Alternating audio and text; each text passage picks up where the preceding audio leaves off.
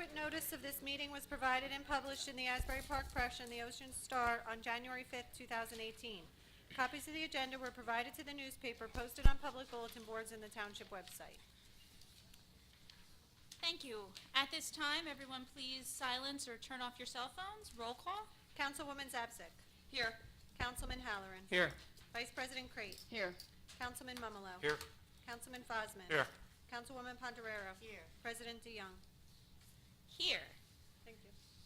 Everybody please rise to a salute of the flag and a moment of silence.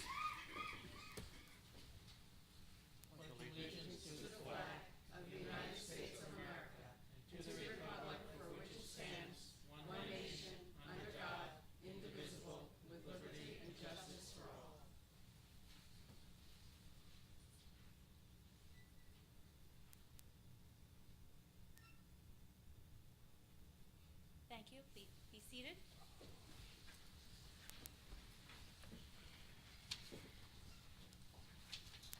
Can I have a motion and a second to approve the minutes of the February 27th meeting, please? Motion. Second.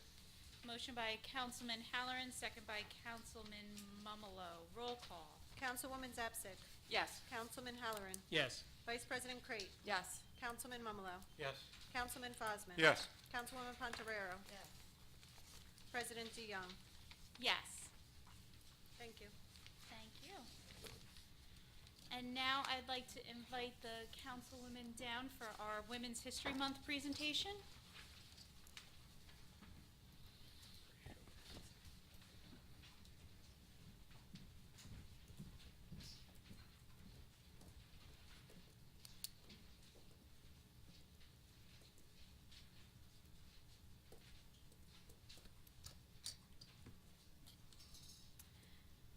Tonight we are celebrating Women's History Month and honoring Brick Township's former councilwomen and the contributions they made to our community. Women's History Month traces its beginnings back to International Women's Day in 1911, and in February 1980, President Jimmy Carter declared the week of March 8th Women's History Week.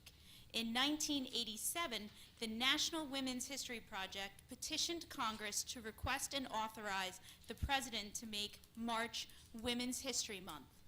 And since 1988, each president has done just that. In Brick Township's 168-year history, we have had a total of just 12 councilwomen, and 4 of them are currently serving now. Women, since 2014 on this council, have held the majority, and this is the first time this has ever happened in the township and the second time in Ocean County. Lavallette was the first town in Ocean County to have an all-female majority on their committee. This is also the first time in Brick Township that with the female majority, women hold the leadership positions, myself as council president and council vice president Crate. While we are proud of these accomplishments, we want to honor all those women who came before us and served our town. Those women are Mary Ann Butler Hayes, Helen Fayed, Lee Hartman, Mary Lou Powner, Kathy Russell, Kim Caston, Ruth Ann Scatoro, and Susan Lydecker. Will the councilwomen here please come up and join us so we can say a little something about your service?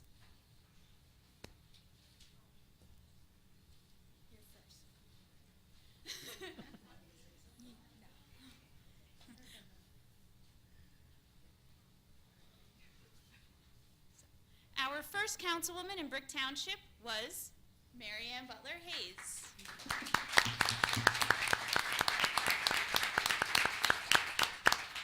She served on council from 1979 to 1989, and she was the whole nexus and brought the idea of the hospital support zone to our township, which concentrated all of the medical professions surrounding the hospital, making it easier for our residents to access their healthcare professionals.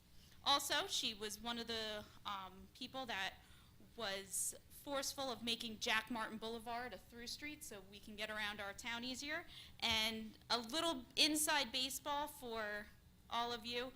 She started that we receive our council, as council, we receive packages, we received all the resolutions and the ordinances and everything. We receive them on Thursday, Friday usually, or we always receive them on Friday. Before then, they only received them Monday or Tuesday. So now we, because of Mary Ann, we now have the weekend to go over and do all of our homework and our due diligence. So for that, I am very grateful because it is a lot of stuff to go through. So for that, we have a certificate of appreciation in honor of Women's History Month and with recognition of your significant contributions to the Township of Brick and the example you have provided for the advancement of women in leadership. So thank you so much.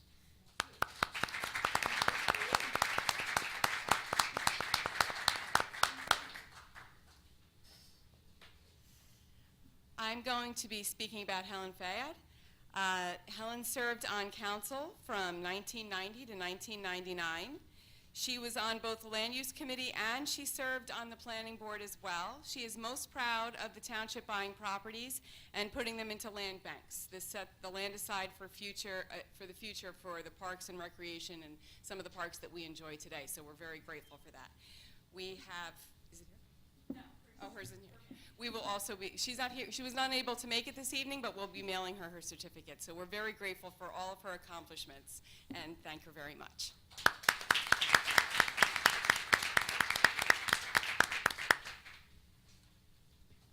Of all the women that we honor here tonight, current and former council women, Lee Hartman is the only one that I did not have the pleasure of serving with either as an employee or in my current capacity as a councilwoman. Lee Hartman served the Brick Township Council from 1990 to 97, and unfortunately we've not been able to reach her or anyone in her family, but we still wanted to recognize her this evening and thank her for her service and her contribution to our community. It's also my pleasure this evening to recognize Mary Lou Powner. Mary Lou served on the Brick Township Council from 1992 to 1999. She is most proud of reaching across the aisle as council president to the new mayor for the benefit of the town and getting things accomplished. During her tenure, the council brought automated garbage collection to the township, paid down a portion of the township debt, and Mary Lou also started the township's BMAC program. I would be very remiss if I did not mention that beyond her contributions to the Brick Township community, Mary Lou's work in the field of substance use prevention has had impact across the entire state of New Jersey. As the former executive director of the Governor's Council on Alcoholism and Drug Abuse, which is the agency that funds the BMAC grant, she shepherded over 500 municipal alliances and helped guide the field of prevention in New Jersey from the feel-good, warm and fuzzy programs that we had 20 years ago to the evidence-based programs and practices that we are all held to today. So, Mary Lou, thank you.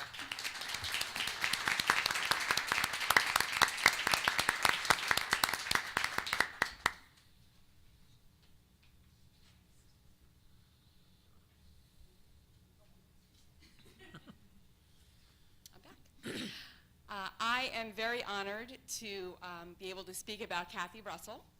Kathy served on council from 1998 through 2009. She served during a time that the township worked with the MUA to create the beautiful reservoir that so many of our residents enjoy on a daily basis right now. She is proud of the preservation and the parks that we were able to create because of that, all the land preservation.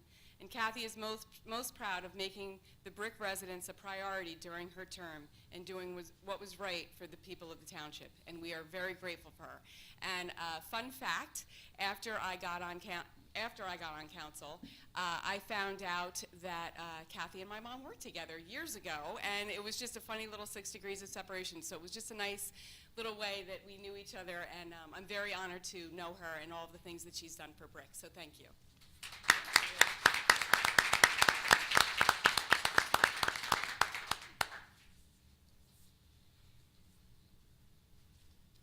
I'm very honored to be given the opportunity to acknowledge Kim Caston, who was one of our councilwomen from 2000 to 2003. After her term ended, she went on to serve the township as prosecutor. She was most proud of her efforts for the open space preservation, which efforts still carry through to today, and she was instrumental in establishing and erecting the Angel of Anguish, and that's at the Windward Beach Park in memorial of September 11th. So we're very proud and honored to honor her efforts tonight. Kim, your certificate.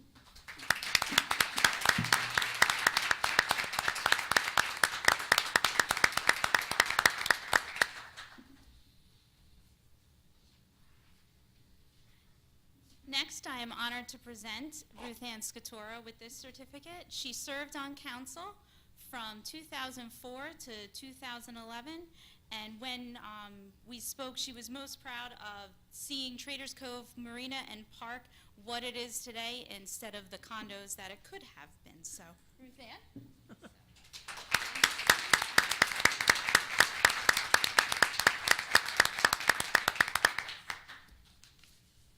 Last, but by no means least, I am thrilled to be able to acknowledge the extraordinary efforts of former Councilwoman Susan Lydecker. I was lucky enough to begin my service while Ms. Lydecker was on the dais and acting as president, so I learned a lot from her efforts. She served us from 2012 to 2015. She acted as council liaison to Sustainable Brick, helping us to achieve the silver certification, which aids our township in obtaining grants, along with a big cost savings to the town. Also, as a member of Sustainable Brick, Susan was instrumental in creating the Green Fair that we know all and love today. We still run it Saturday, April 21st of this year. It will take place again, and we thank her for her efforts in that regard. Also, she should be credited with her great efforts for the farmers market. Again, another tradition that we've carried on, and which gives opportunities of our residents to obtain fresh produce from our local area. Last, she is the council person who should be credited with getting our high school students acknowledged for their efforts in honoring the high school students of the month. We actually are doing the February students of the month here tonight, so we have Susan Lydecker to thank. So Susan, and that was a lot of stuff, so it gave us all a lot to emulate. Appreciate all of it.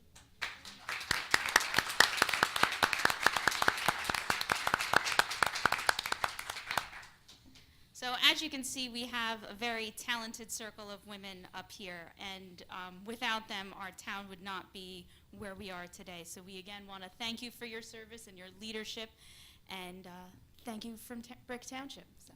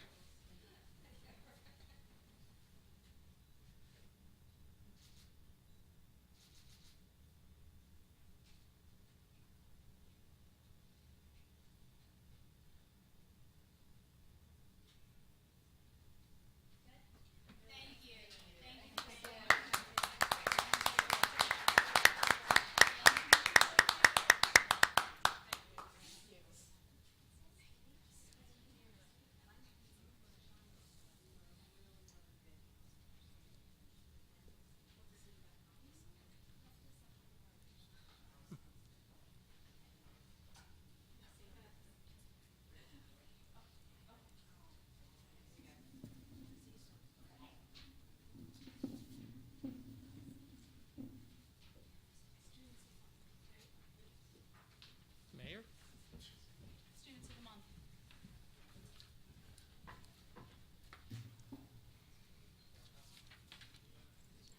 We are now doing the Students of the Month. There you go.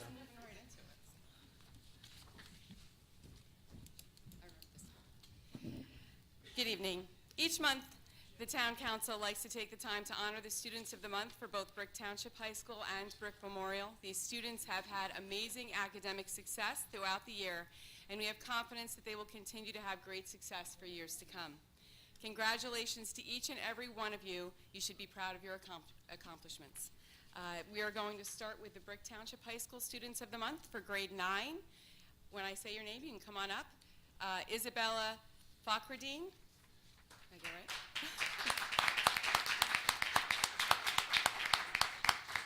For grade 10, Marianne Stetz.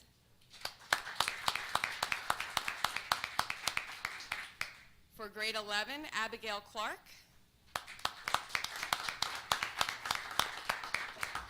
And for grade 12, Daniel Venezia.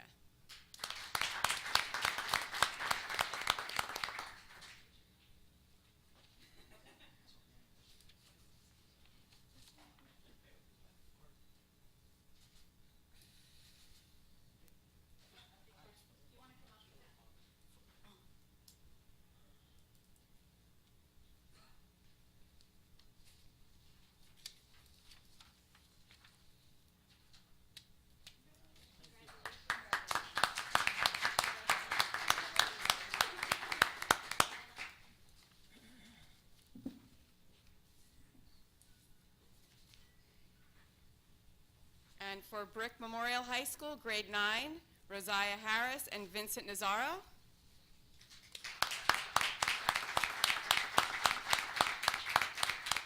For grade 10, Ryan Joffrey and Nicholas Cifredella.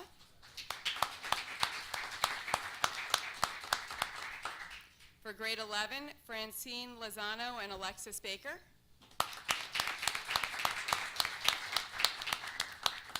And for grade 12, Alexander Benson and Caitlin Barrett.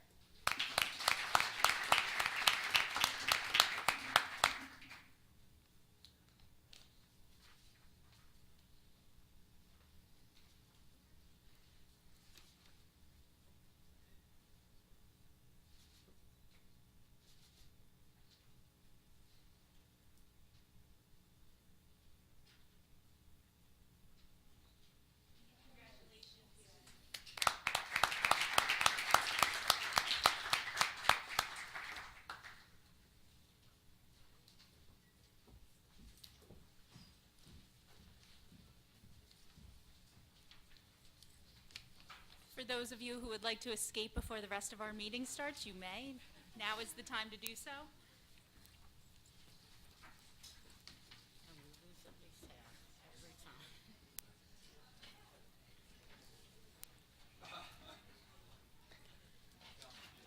Good job. Tonight.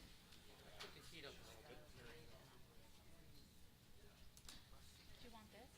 Oh, Are you sure? Okay. there we go. Oh, see, mine are having a, you want to have a Okay. party. Okay.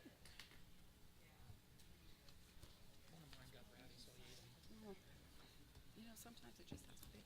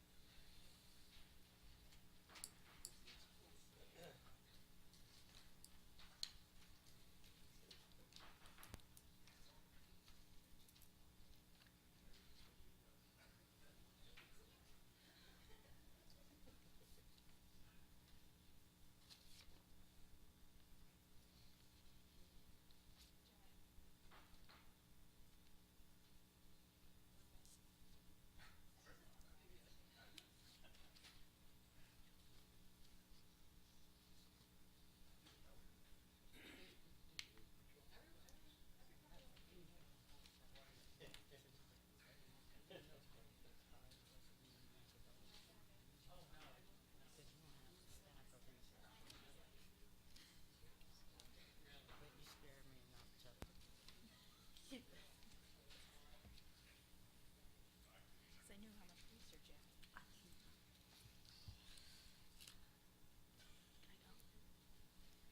Can I go? Yes. Okay. Okay. Ordinances on first reading.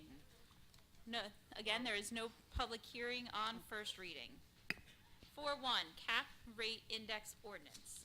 Calendar year 2018 ordinance to exceed the municipal budget appropriation limits and to establish a cap bank, NJSA 40A:4-45.14. Thank you. This allows the township to establish a cap bank for future use. The ordinance allows for increases to budget appropriations and allows the township to bank any unused monetary room. This cap bank ordinance allows the township to increase budget appropriations by 3.5% over the prior year's appropriations and to bank any unused appropriation room for the next 2 succeeding years. The ordinance is simply precautionary. It is not funded through a tax increase, since it is only used in subsequent years should we need to fund a one-time expenditure. The monies available by this cap rate index ordinance may be used to offset costs of any future disasters and the need of any future emergency appropriation. We are not generating cash. We are creating the ability to raise money should we need it. If the funds are not needed in the succeeding 2 years, the bank is simply dissolved. Can I have a motion and a second, please? Motion. Second. Motion by Councilman Halloran, second by Councilwoman Zapsik. Open to council. Seeing none, close council. Roll call. Councilwoman Zapsik. Yes. Councilman Halloran. Yes. Vice President Crate. Yes. Councilman Mumalo. Yes. Councilman Fosman. Yes. Councilwoman Pontarero. Yes. President DeYoung. Yes. Thank you. Resolution 4-2, amend Chapter 288, traffic regulations. An ordinance of the Township of Brick, County of Ocean, State of New Jersey, amending Chapter 288 and establishing various traffic regulations applicable to Skyline Drive. This ordinance is being introduced as per a recommendation from the Council's Public Safety Committee. Residents of Winding River Village have repeatedly requested that Skyline Drive be added to Township Code Section 288-42, Schedule 12, through streets. This designation will allow for the installation of stop signs at roads intersecting with Skyline Drive, which is the main thoroughfare through Winding River Village. There is also a small side street off Skyline Drive at the entrance, also known as Skyline Drive, which they are requesting be officially deemed a one-way street. It is currently being used as a one-way, however, there is no signage in place.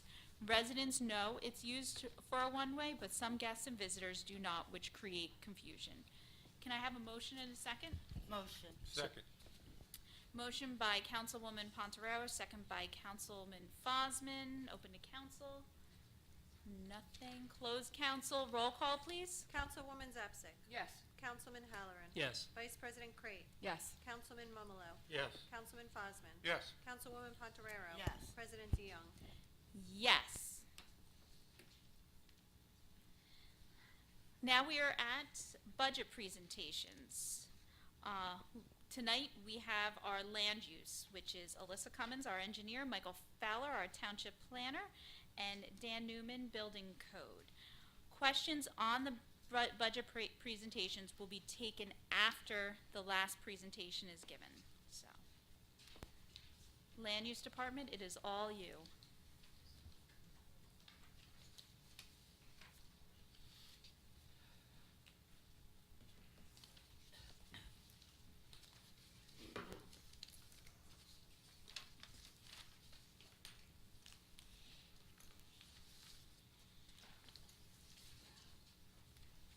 Whenever you're ready.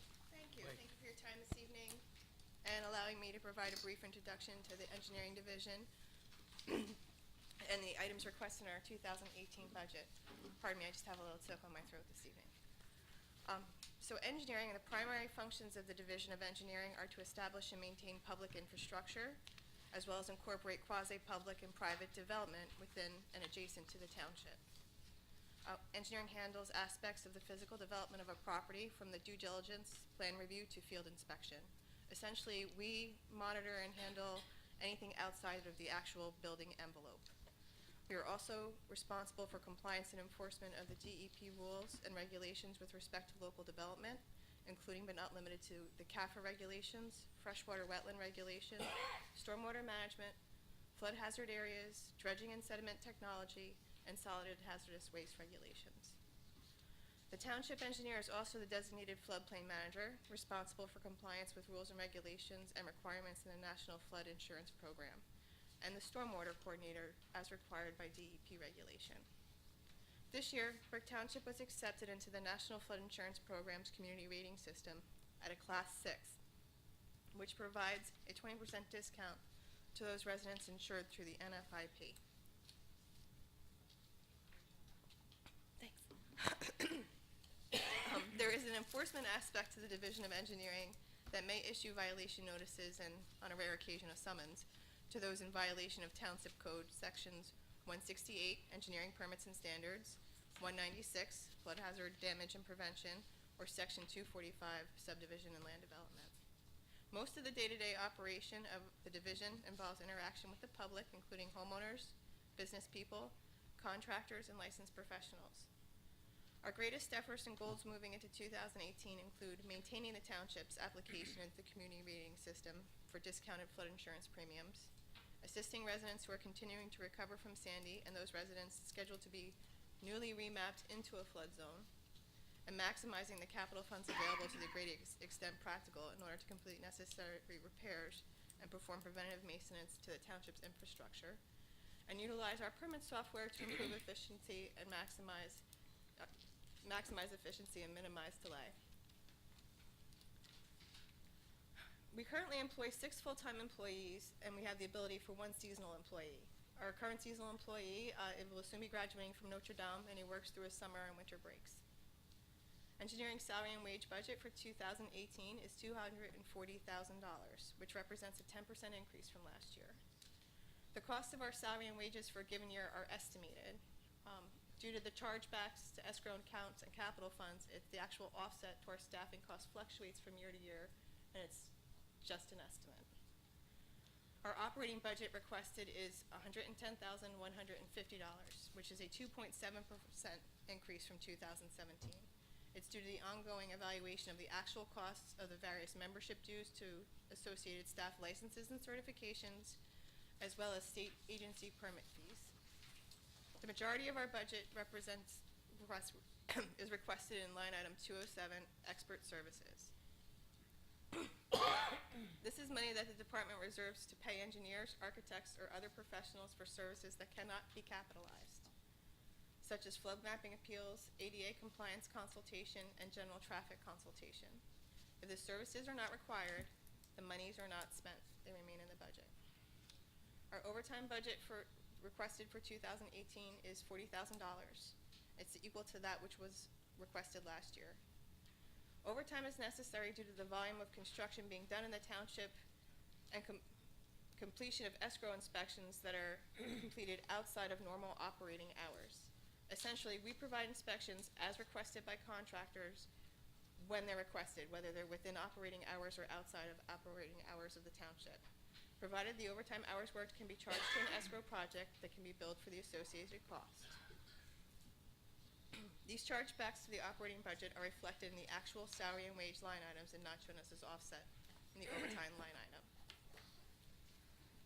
The increase requested for 2018 operating budget reflect general increases in state permitting fees and requirements and the costs associated with requiring continual education requirements and specific renewals to biannual licenses and certifications required through the calendar year.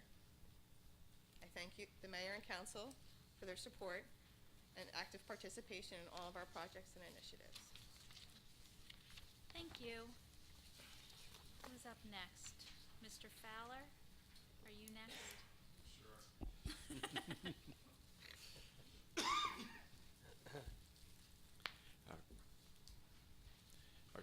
Good evening, Mayor, Council President DeYoung, council members. Thank you for the opportunity to present land use's budget this evening, and thank you all for your support and assistance to my staff and myself over the year. A little bit about us. The Division of Land Use consists of the Planning Board, Zoning Board, zoning office, GIS mapping, grant management, and general land use planning. The planning board acts on development applications involving the subdivision of land or site plans for permitted uses. The board secretary processes all applications from beginning to end. The board heard and approved 21 cases in 2017. As part of our efforts to streamline staff, we've had one board secretary for both the zoning board and planning board since 2016. Christine Papa, who had been the board secretary for the zoning board for many years, and then for the planning board and zoning board for about a year, retired in April of 2017. And Pam O'Neill has assumed her duties as board secretary. The Zoning Board of Adjustment can also act on applications involving subdivision and site plans, same as the planning board, but for uses not permitted in the respective zone, such as if you may have a restaurant that wants to locate in a residential zone, they would have a site plan before the zoning board, or a subdivision in an industrial zone, a commercial zone, would appear before the Zoning Board of Adjustment. Most of the applications, however, for the zoning board are involving individual residential lots that are undersized, or proposed structures and accessory uses that don't meet the height or setback requirements. In 2017, the zoning board heard 39 cases, approved 33. One was denied, one withdrew, and 4 are yet to be decided. The zoning office itself processes applications for development that may or may not have been required to have a board approval. Zoning applications can range from a request for a small shed to development of a major shopping center. The zoning officer looks for consistency with board approvals or the zoning code when reviewing applications for a zoning permit. A total of 1,524 zoning permits were approved in 2017. There are a number of permits that may be denied or reviewed more than once, but 1,524 are actually approved. We also have a GIS mapping office. Our GIS specialist works closely with the BTMUA and the Township Consulting Survey to keep the township's computer mapping current. He also makes the annual revisions to our tax map sheets and creates maps for various departments, such as police and recreation, working most closely with the mapping needs for land use and engineering. Our GIS specialist created all the flood hazard area open space mapping and spreadsheets that were submitted and approved as a major component of our CRS rating system application and approval, which Lisa had alluded to. The open space mapping accounted for approximately 700 points in our CRS scoring. Every 500 points moves you one class, so 700 points was pretty good for our open space, and couldn't have done it without our GIS specialist. On the planning, the planner and assistant planner serve as professionals to both the zoning board and planning boards, providing reports, advice, and attending meetings. I attend the planning board meetings, and Tara Paxton, my co-planner, attends the zoning board meetings. The planners manage the land use division, serve on various township committees, prepare master plans, redevelopment plans, the affordable housing plan, update the land use ordinance, manage and coordinate most township grants, deal regularly with the development community, and as of the end of 2015, have taken on administration of this CDBG program. The in-house administration of the program results in a combination of savings to the township and an increase in availability of funds to the public to close to $100,000 annually. The Land Use Division continued to work hand in hand with the Division of Engineering and Building to ensure the township's continued participation in the NFIP community rating system in 2017. As Lisa had stated, we entered into the program at a Class 6, and she went into the savings of about 20% for township residents. FEMA had estimated that the annual savings to residents participating in the CRS program is about $670,000 per year. Land use staff also manages a number of reports, studies, activities that are necessary to accomplish annually to maintain active status in the CRS program. We have also worked over the past 5 years with engineering and building on making recovery from Sandy easier for our residents by revising various ordinances, applications, and permitting processes, and we will continue to reevaluate our process to make them more user-friendly. The planning staff continues to work towards obtaining grant funds and implementing projects. We received millions of dollars in the past few years in grant funds to improve park facilities. Most recently, we completed a $1.1 million grant from Green Acres Program for a multi-purpose park improvement project, assisting the mayor's initiative to update our neighborhood parks, including Herbertsville Park, Lake Riviera Park, and Angela Hibbert Park. We were also were awarded an additional $1 million in Green Acres Program in 2017 for Phase 2 of the multi-park improvement project to improve Birchwood Park, which was just completed in the fall, Bayside Park, and Bernie Cook Memorial Park. We closed out a grant to build a bathroom facility and transient boater amenities, including showers and a laundry, through the National Boating Infrastructure Grant of $877,000 at Traders Cove this past year. Probably the most rewarding grant we wrote last year included the Teen Center for $25,000 funded by the Ocean Partnership for Children that helped fund the renovation of the new Teen Center at Civic Plaza, also known as Lounge 270, run by the Recreation Department, Inspirited, and also Ocean Harbor House.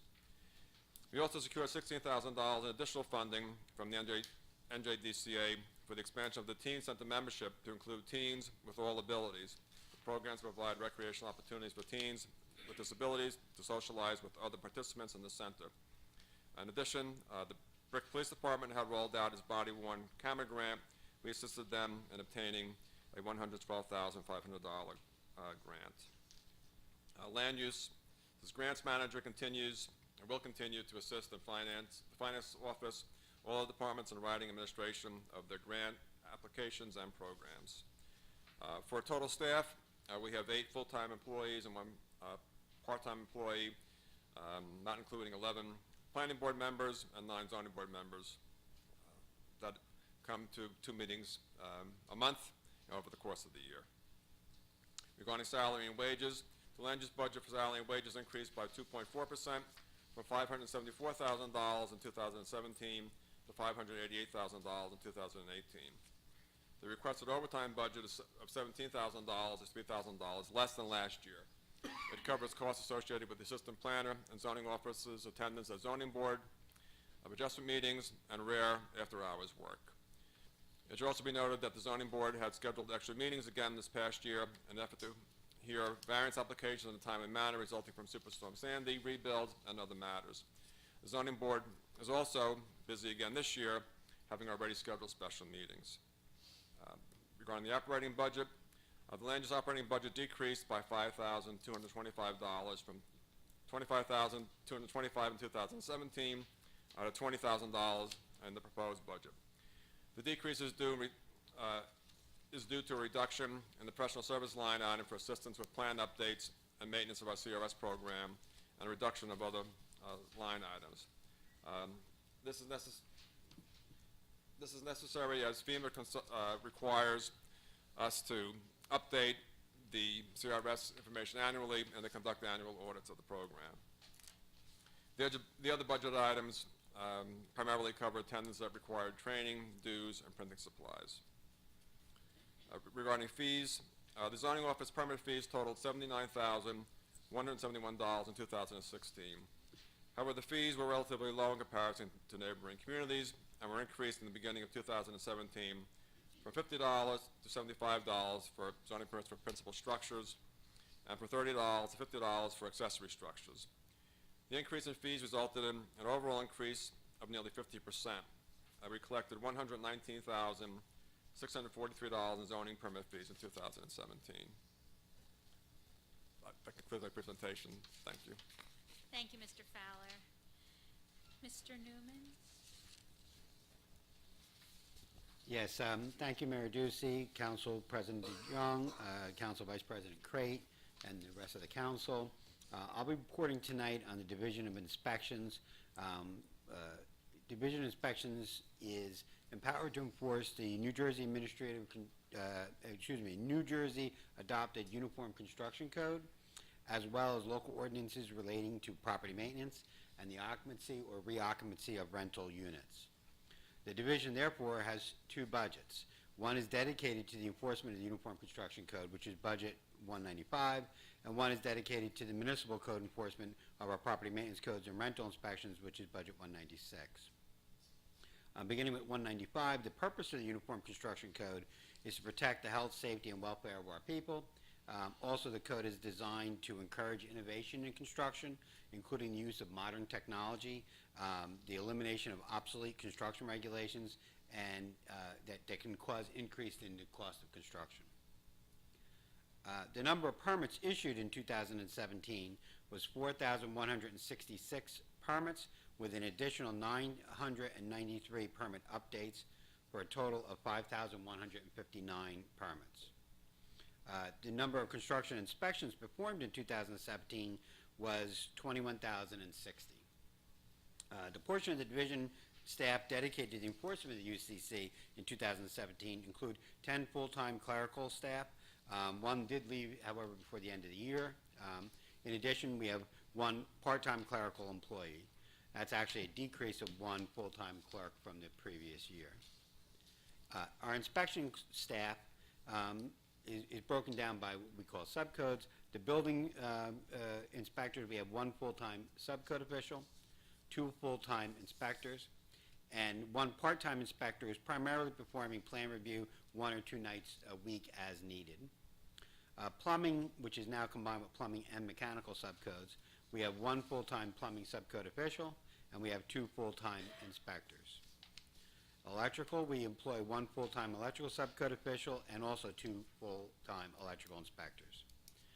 We continue to utilize services provided through the shared service agreement with the Fire Bureau to provide fire inspection and fire plan review services. And our elevator, we had a long-term elevator part-time inspector who has recently retired. He has been replaced with another new part-time inspector. Much of the revenue for permit fees is based on the value of construction of projects that are undertaken within the township.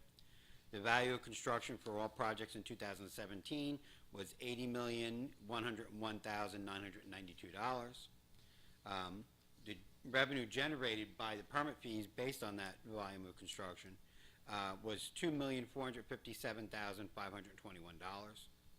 In addition, we generated $47,526 in penalties for a total revenue of $2,505,047.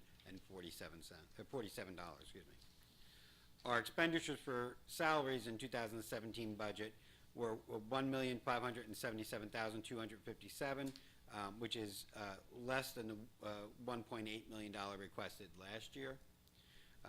This year we are budgeting $1,548,000, which is a 14% decrease from 2017. Our operating expense request is decreased 16%, with an overall budget decrease of 14% when you add the operating and salaries together. There is one line item that I want to bring to your attention, line item 243. We're requesting an increase for the purchase of code books. In 2016, we actually increased it to $1,000, but we only spent $70, and this year I'm asking for an increase to $4,000. The reason for that is we were anticipating a adoption of a new electrical code, which didn't happen yet, probably will happen soon. And then in 2018, a new building, plumbing, mechanical, fuel, gas, went into family dwelling code, barrier-free codes, all have been published. It is possible the state of New Jersey will adopt them before the end of the year. It's also possible it'll be early next year. We don't know, so that's why we're budgeting the money to purchase all those editions of the code book. If the state doesn't adopt them, obviously we'll be making another request next year for a significant amount of money in that line item. The other budget, 196, is for code enforcement, property maintenance, rental inspections. The purpose of the municipal codes is to protect the quality of life of our residents and ensure the property owners provide safe housing when their units are rented. The unit is staffed with 3 full-time code enforcement inspectors and 3 part-time inspectors. Plus, the assistant zoning officer provides some supervisory help with the code enforcement staff. In addition, we have 1 clerk who is assigned for permanently to code enforcement full-time and to carry out the support and clerical functions with the staff.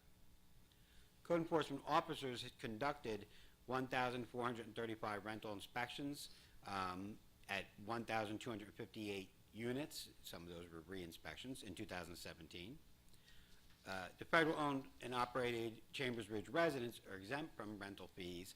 They did conduct 9 rental inspections at that facility, not collecting a fee. The fees collected in 2017 for rental inspections totaled $135,150. That's pretty consistent with the previous year, where we collected $134,100. The inspectors also investigated properties based on complaints or spot checks of properties that were known repeat violators. Those inspections generated 3,978 violation notices for violation of municipal property maintenance codes. Inspectors help prepare and manage the many cases that go before the township's property maintenance board also. They document conditions of the property, provide testimony as needed before the board. Our total budget request for salary and wages, as well as our operating expenses, will increase by 12% for code enforcement based on the increased activity and the additional part-time code enforcement officers that assist in managing our workload. That's pretty much all I have, and I want to thank you again for the opportunity to present our budget. Very good, thank you. Does the council have any questions for this department? Seeing none. Public, do you have any questions for this department? Seeing none. Thank you so much. We appreciate your time and your report.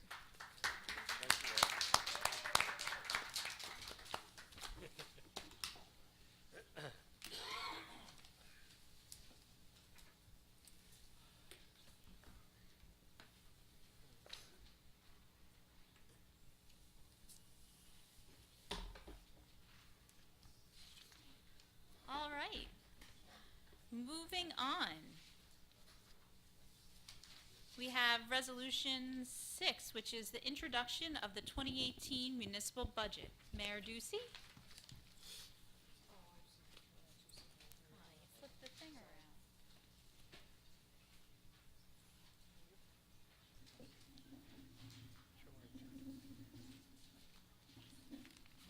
Thank you, Council President DeYoung. Thank you, Brick Township. Tonight I present the 2018 spending and projected revenue plans for Council for their review. This is my 5th budget as mayor of the Township of Brick, and it continues the work that the Council and my administration have been doing in Brick, making it more fiscally strong and more fiscally responsible. This year's budget totals $100,978,885. This is an increase of $471,742, less than 0.5% from last year. That is a 5-year growth from 2014 when I became mayor through 2018 budget of 2.56%. And you can contrast that with the growth of the 5 years prior to myself becoming mayor and this council. That 5 years grew by 25%.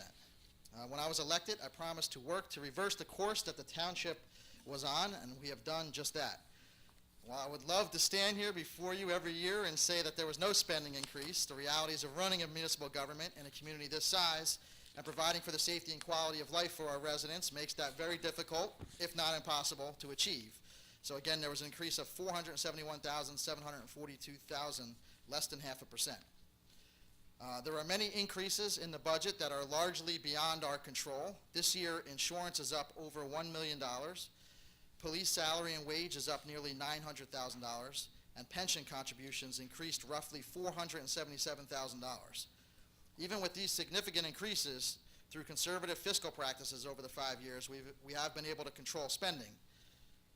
Our current revenue plan calls for an increase of $2,177,880 in the tax levy, which equals 1.9 cents on the tax rate.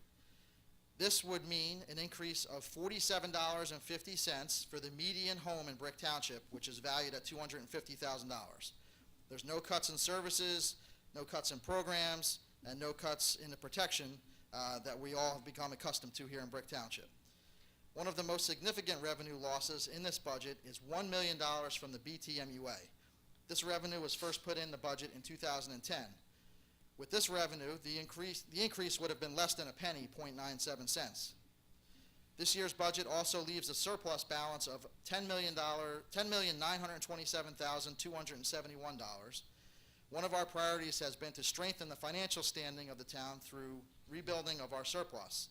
The surplus is essentially the township's savings account. 8 years ago, the surplus balance was $48,724, less than it costs for a car. Today, it is nearly $11 million. That's fiscal conservative at work. Another goal of mine was to reduce the township's debt. On the day I took office, the township debt was $168,335,337, and on January 1st of this year, the debt was down over $17 million to $149,757,107. We will continue to work on reducing this debt and to continue to be fiscally conservative. I'm proud of the work we have done together. This budget is the product of the council, the administration, and the municipal staff working towards a common goal of saving the taxpayers' money. I want to thank all of you for all of your commitment. Together, we have become the model of a more fiscally conservative, responsible, and stronger municipal government. Thank you for your time, and I look forward to formally introducing the budget later on this spring.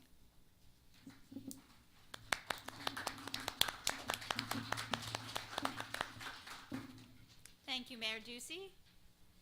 Can I have a motion and a second from the council, please? Second. Motion from Councilman Halloran, second from Vice President Crate. Roll call, please. Councilwoman Zapsik. Yes. Councilman Halloran. Yes. Vice President Crate. Yes. Councilman Momolo. Yes. Councilman Frosman. Yes. Councilwoman Pontoriero. Yes. President DeYoung. Yes. Thank you. We are now moving on to the consent agenda. All matters listed under item consent agenda will be enacted by one motion in the form listed below. If discussion is desired on any item, this item will be removed from the consent agenda and will be considered separately. Thank you. Resolution 7-1, establish dedicated trust by rider for police department donations. This resolution establishes a dedicated trust account for donations to the police account. This allows for the police department to accept bequests, legacies, and gifts, and to specifically use those funds in the manner set forth in the condition of the gift. Resolution 7-2, authorize cancellation, grant appropriated reserves and receivables. This resolution authorizes the cancellation of grant receivable balances and appropriated reserve balances which will not be received nor expended. Resolution 7-3, authorize receipt of bids, replacement of HVAC units at Civic Plaza. This resolution authorizes the receipt of bids for the replacement of HVAC units at Civic Plaza. There is a need to bid this service due to the age of the HVAC units at this location. Resolution 7-4, authorize receipt of bids, roadway improvements to Fairview Avenue and Fairview Court. Mayor? Thank you. It's obvious one on this one. It's resolution authorizing the receipt of bids. So the next two roads basically in town that are in line to get paved is Fairview Avenue and Fairview Court. So there'll be some residents that'll be happy with that. Thanks. Thank you. Next resolution, 7-5, authorize receipt of bids, roadway improvements to Lions Head Boulevard South. Mayor? Okay, thank you. Again, an obvious one. Unlike last time with Bluffview, it was Bluffview Development, but Bluffview Drive wasn't included. This one is resolution authorize receipt of bids for roadway improvements to Lions Head Boulevard South, which is a large road through Lions Head South.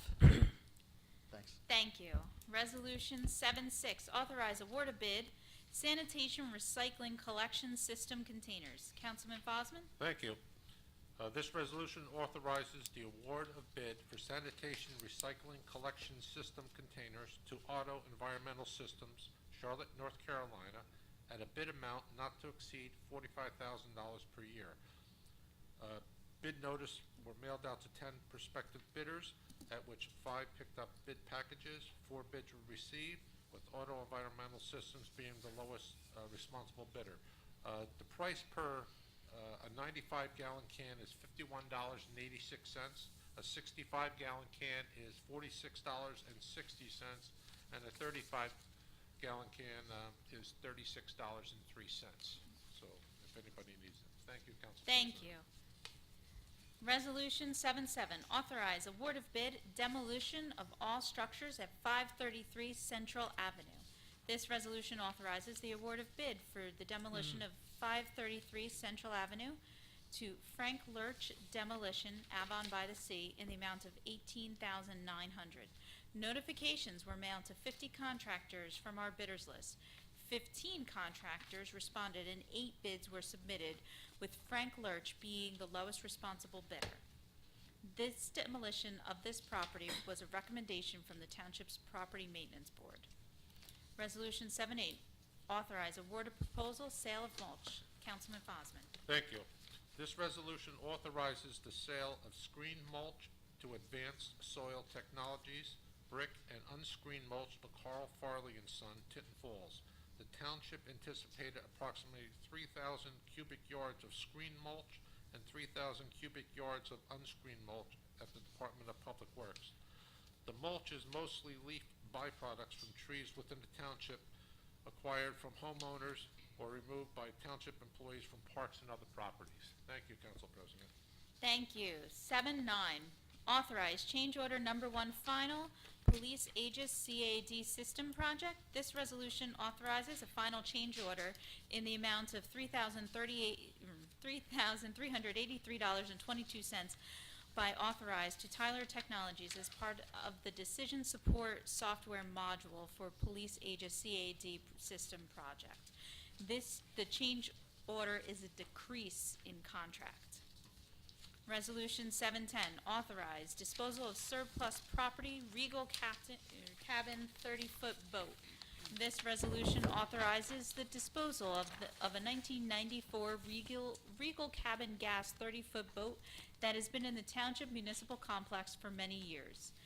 The Township attempted to auction the boat on 4 occasions, but no offers. The boat has been deemed unusable and unrepairable, for which there is no fair market value. Resolution 711, authorize award of bid CDBG Rehabilitation Project number 17-06. This resolution authorizes the award of bid for a Community Development Block Grant Housing Rehabilitation Project to David Clark Construction of Bayville for the total bid amount of $18,775. Bid notices were mailed to 45 prospective bidders and 12 picked up packages. 4 bids were received, with David Clark Construction being the lowest responsible bidder. Resolution 712, referring the proposed amendment to the Matitaconk Village redevelopment plan to the Planning Board for review. This resolution refers proposed amendments to the Matitaconk Village redevelopment plan to the Township's Planning Board. This redevelopment plan is specific to the former Food Town property that is owned by the town. The plan was amended in order to encourage and facilitate the redevelopment of this parcel. The Planning Board will review and make its recommendation back to the Council. Resolution 713, authorize special events permit, the Martin Family Benefit. This resolution authorizes a special events permit for Circle of Friends to conduct a Martin Family Benefit at Windward Tavern on Princeton Avenue from noon to 4 p.m. Saturday, April 14th. Resolution 714, authorize special events permit, Brick Pal Beer Fest.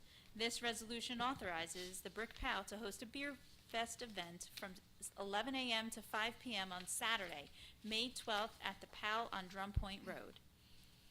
715, authorize special event permit, Color Run event. This resolution authorizes the Emmett Havens Young School PTA's request for a Color Run event from 4 to 6 p.m. on Wednesday, May 30th at Drum Point Sports Complex. Resolution 716, authorize special events permit, Church of Epiphany Feast of the Assumption. This resolution approves Epiphany Church's request for the Feast of the Assumption event from 5 to 10 p.m. August 16th, 17th, 18th, and 19th at the church on Thiel Road. 717, bond release and reduction. Madam Clerk?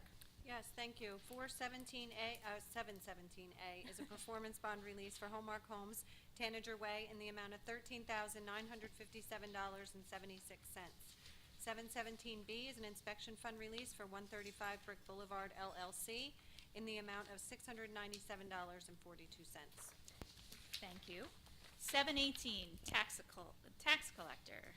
Mrs. Bergen? Thank you. 18A is tax overpayments for the year 2008. 18B, tax overpayments for the year 2010. 18C, tax overpayments for the year 2011. 18D, tax overpayments for the year 2012. 18E, tax overpayments for the year 2017. And 18F are tax overpayments for the year 2018. Thank you. Resolution 719, authorize Safe and Secure Communities 2018 Grant Program. This resolution authorizes the submission of a Safe and Secure Communities grant through the State Division of Criminal Justice. The Safe and Secure Communities Program provides municipalities with funding to add law enforcement personnel vital to effective police operations and other crime-related strategies as warranted by the needs of the community. The program allows for the funding of additional officers or funding of law enforcement support personnel, which would free up officers for direct law enforcement activities. In Brick Township, these funds are used to offset police department salaries. This concludes the end of our consent agenda. I'll open to council for any questions. Seeing none, close council. Call for a motion in a second, please. Second. Oh, geez. Beat you. Motion by Councilman Mumolo and second by Councilman Halloran. Roll call? Or not yet, I'm sorry. Open to public. Any questions on the consent agenda? Yes.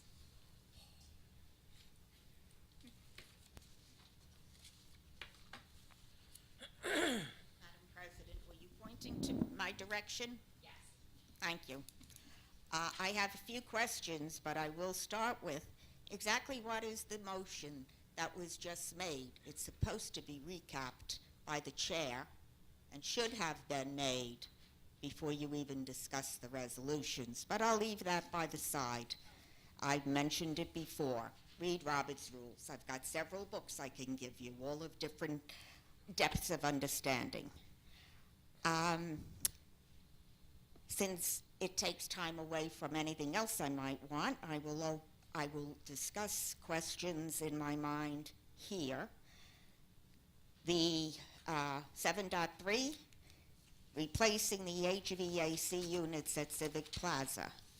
For the entire time I've lived here in Brick, I think Civic Plaza has been on the town rolls.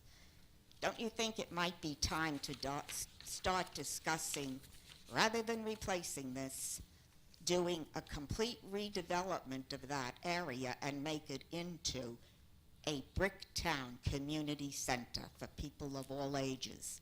We never did get the enlargement of the library that we should have gotten. We need more for the people other than the teens, and that area, frankly, is an eyesore. There's another word that some people use, but eyesore. 7.6.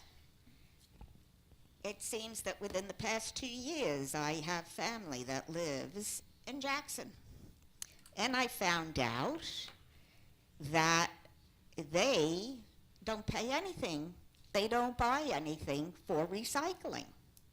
Now, I know what you're going to tell me, that you get money back. Frankly, on one score alone, that does not pay back for what you pay out, not just in the wages and salaries that the collections of the recycling takes, but the pensions that go on forever. Why are we not having the county do that as they do in Jackson? In fact, they also privatized, evidently, their trash collection, so it's not on the tax rolls. And again, you can give me the argument about it being more cost effective. I don't buy it on the one thing that my pension does not go up every year. In fact, as far as Social Security, That's a farce. It gets eaten up in health benefits. And yet, I have to pay for an increase in the pensions of all retired employees of Brick Township.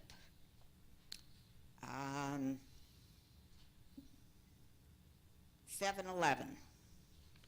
What is project number 1706? You said you awarded it to a David Clark, blah, blah. What is the project? Where is it? Okay, you're going to wait and do it all at once, of course. Forgot about that. And also, 7:15. What is a color run event? And at this point, those are all my questions. So I will stand here, since you're going to be answering them, and I may have something that still is unclarified, and as we go along. Well, we're replacing the HVAC units. That's just what it is. We are not here to talk about changing the building of any type. The units need to be replaced, and that is entirely what this is. I understand that that's what you're doing, but that may be Okay, penny wise and pound foolish, or reacting to a serious situation that should have been addressed by a complete renovation of that area, and decide what you're going to do. Are we going to continue as a town to own it, or are you going to sell it, which hasn't worked out over the years? But it's time. currently we own it, That you so we do. are replacing the broken HVAC units. I understand and that. that is that. But I don't think As that that's the of- right thing to do for the people That of is Brick. your opinion, Ms. Call. Yes. 7-6, the sanitation and recycling, I'm not going to argue with you. That is the way our township is run. We buy these every year, and that is a service that we provide our township. And honestly, our public works guys do a fantastic job. No Not question. only do they pick up everybody's trash, everybody's recycling, the brush, the metal, they're out there plowing our streets and when a snowstorm hits and doing a great job and working hard for our township. They do a great That job. is something that, But I have that to is your pay opinion, their Ms. Call. pension forever when I Okay. don't get increases, and they do. Okay, And thank you. if you take it off, and Ocean County ultimately is the one that handles recycling. You get money back from Ocean County, but it no way covers just even the wages. Okay. So that, and I was here when the case was made by a previous administration and council for having the sanitation, the recycling in-house as opposed to outside, and even the sanitation. Okay. So, the next one is 7-Eleven, the CDBG Rehabilitation Program. Ms. Bergen, do you know where that house is? The address is, it's a senior citizen who qualifies for the program, is in need of a new roof. Okay, thank you.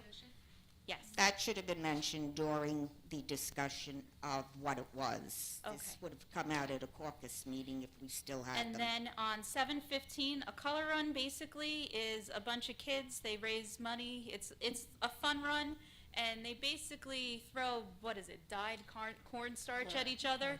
They wear white, and they come out a million different colors at the end of the run, and that is done at Drum Point Sports Complex. So, thank you, Ms. Call. Nice to know what it is. Next. Yes?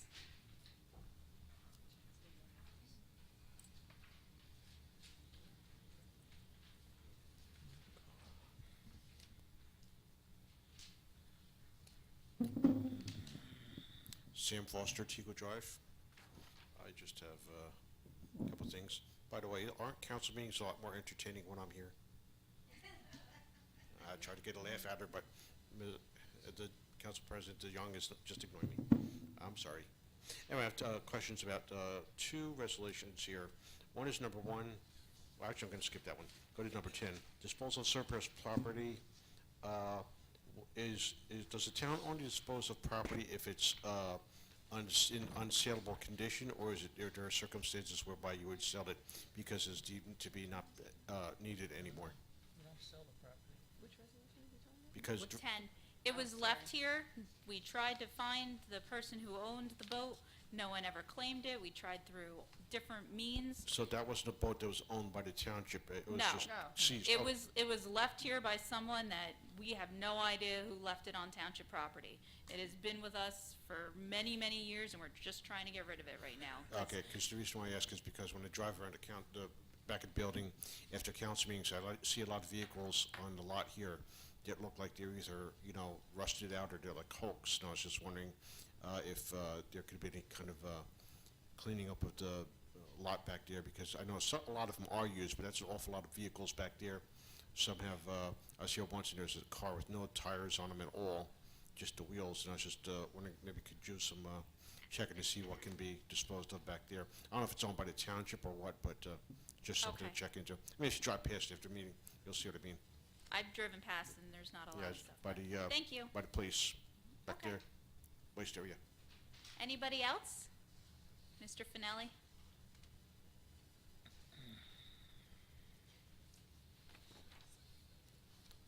Finelli, just for your information, I think that boat was left over from Sandy, and at the time I mentioned that all boats have a DMV number, all registered, so you should have been able to trace it to them.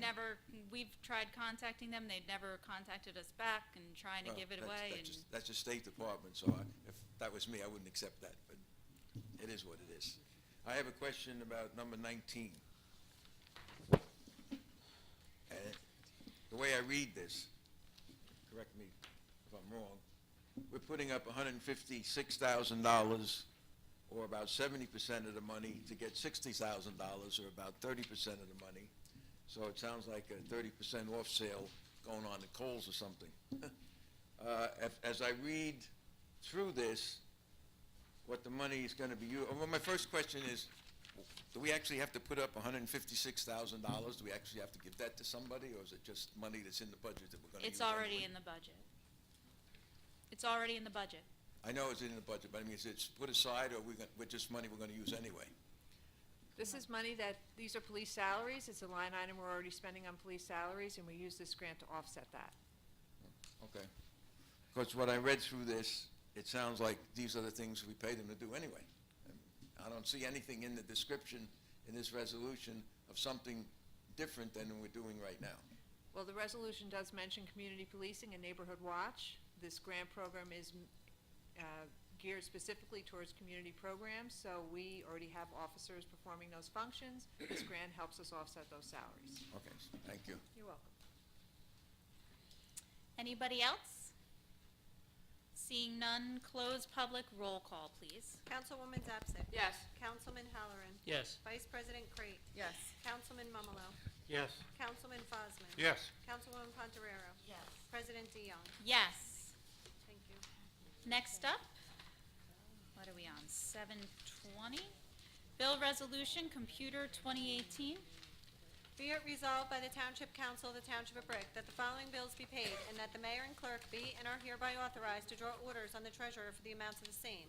Computer bill resolution in the amount of $17,890,431.21. Thank you. Open to council? Seeing none, may I have a motion and a second, please? Motion? Second. Motion by Councilman Fosman, second by Vice President Crate. Open to public on computer bill resolution. Seeing none, close. Roll call, please. Councilwoman Zapsik. Abstain on New Jersey press media, and yes to the rest. Councilman Halloran. Yes. Vice President Crate. Yes. Councilman Mumalo. Abstain Meridian Occupational Health, yes to the rest. Councilman Fosman. Yes. Councilwoman Pontarero. Yes. President DeYoung. Abstain on CME Associates and Community Services, Inc., and yes to the rest. Thank you. Thank you. 721, Bill Resolution Manual 2018. Be it resolved by the Township Council of the Township of Brick that the following bills be paid, and that the mayor and clerk be and are hereby authorized to draw orders on the treasurer for the amounts of the same. Manual bill resolution in the amount of $1,662,618.76. Open to council? Seeing none, close. Motion and a second? Motion. Second. Motion by Councilwoman Pontarero, second to Councilman Mumalo. Open to public. Seeing none, close public. Roll call, please. Councilwoman Zapsik. Yes. Councilman Halloran. Yes. Vice President Crate. Yes. Councilman Momolo. Yes. Councilman Fosman. Yes. Councilwoman Pontoriero. Yes. President DeYoung.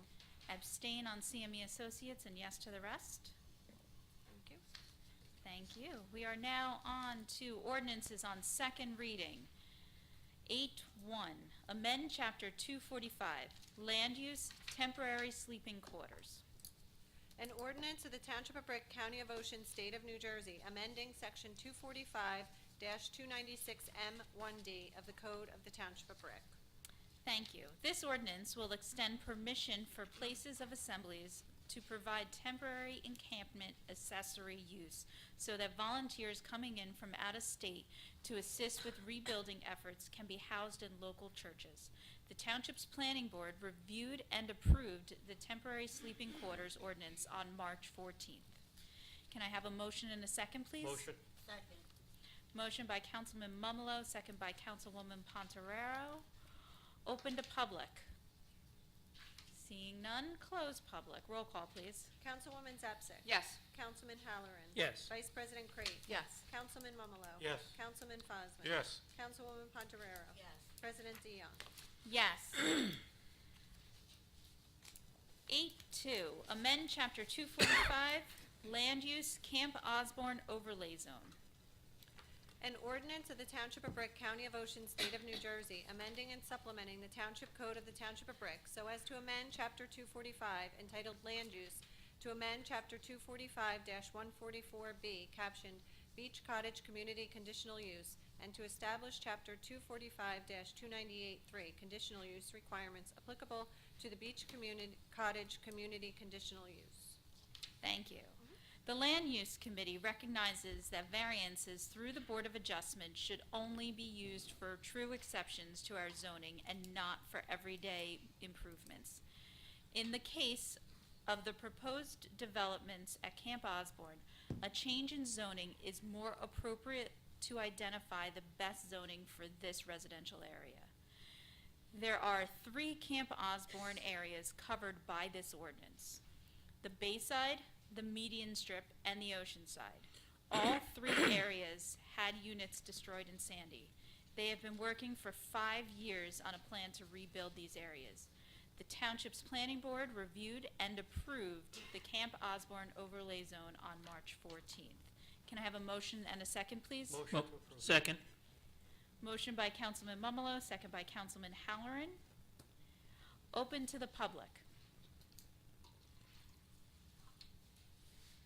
Yes.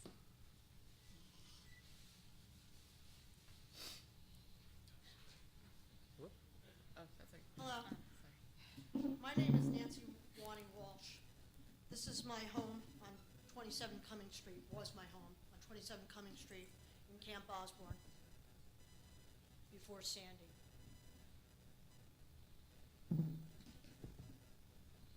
My parents discovered Camp Osborne in 1945 after my father survived combat in World War II. After scrimping and saving, they had the good fortune to buy our house in the early 50s.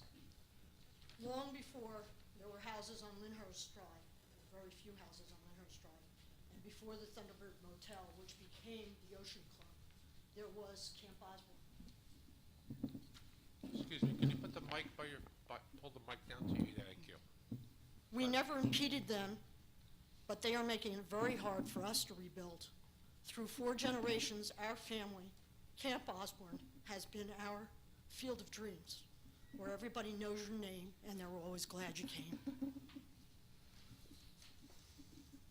This Take your time. It's okay.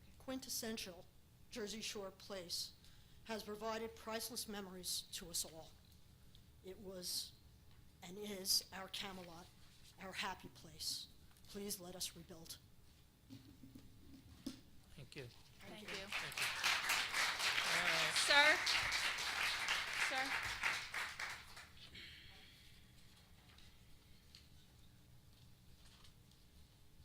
Thank you for the opportunity. My name is Robert Fortunato. I'm actually one of the owners in the Ocean Club, which is just north of the Osborne site. And I'm also on the board. I'm here with Chairman Tiger, who's also on the board as well. We all want to see Osborne get rebuilt. question we have is whether it's wise to allow the density that's proposed here. I think the bill, or the ordinance allows building within 10 feet of each other, of the units, and as you know, Osborne was destroyed by fire, which spread, I assume, it was obviously during a severe storm, but also because of the closeness of the buildings. Luckily, our condominium complex was only minor affected by the storm and the fire. There was a little smoke damage. I think there were some windows that were blown out. But this ordinance proposes that the new buildings can go up 38 feet, which is essentially 3 stories with parking underneath. Previously, those units were essentially 1 story. With allowing units to be built within 10 feet of each other, if there's another fire, not only will it affect Osborne, obviously, but we're concerned about the way it may affect our community. If a fire were to start there again, it'd be very likely that it would spread to our condominium complex, and we might not be so lucky as we were last time. So I don't know if that was done because of the number of owners that need to be considered, but I mean, 10 feet, I'm on the planning board in Wyckoff, where I have my primary residence, and 10 feet is obviously very close proximity for any structures to be built to each other. So that was the concern we had. Okay, thank you. Can anybody answer that as to why they were put so close together? Was it just to accommodate the number of owners, or? We had our fire official reviewed it and went over with engineering and planners, and the fire official, originally there was recommendations, they wanted them closer together and everything, and the fire official ended up deciding at 10 feet. It's very close. I mean, that's half the decision we need here, but thank you. Thank you. Anybody else? Sir?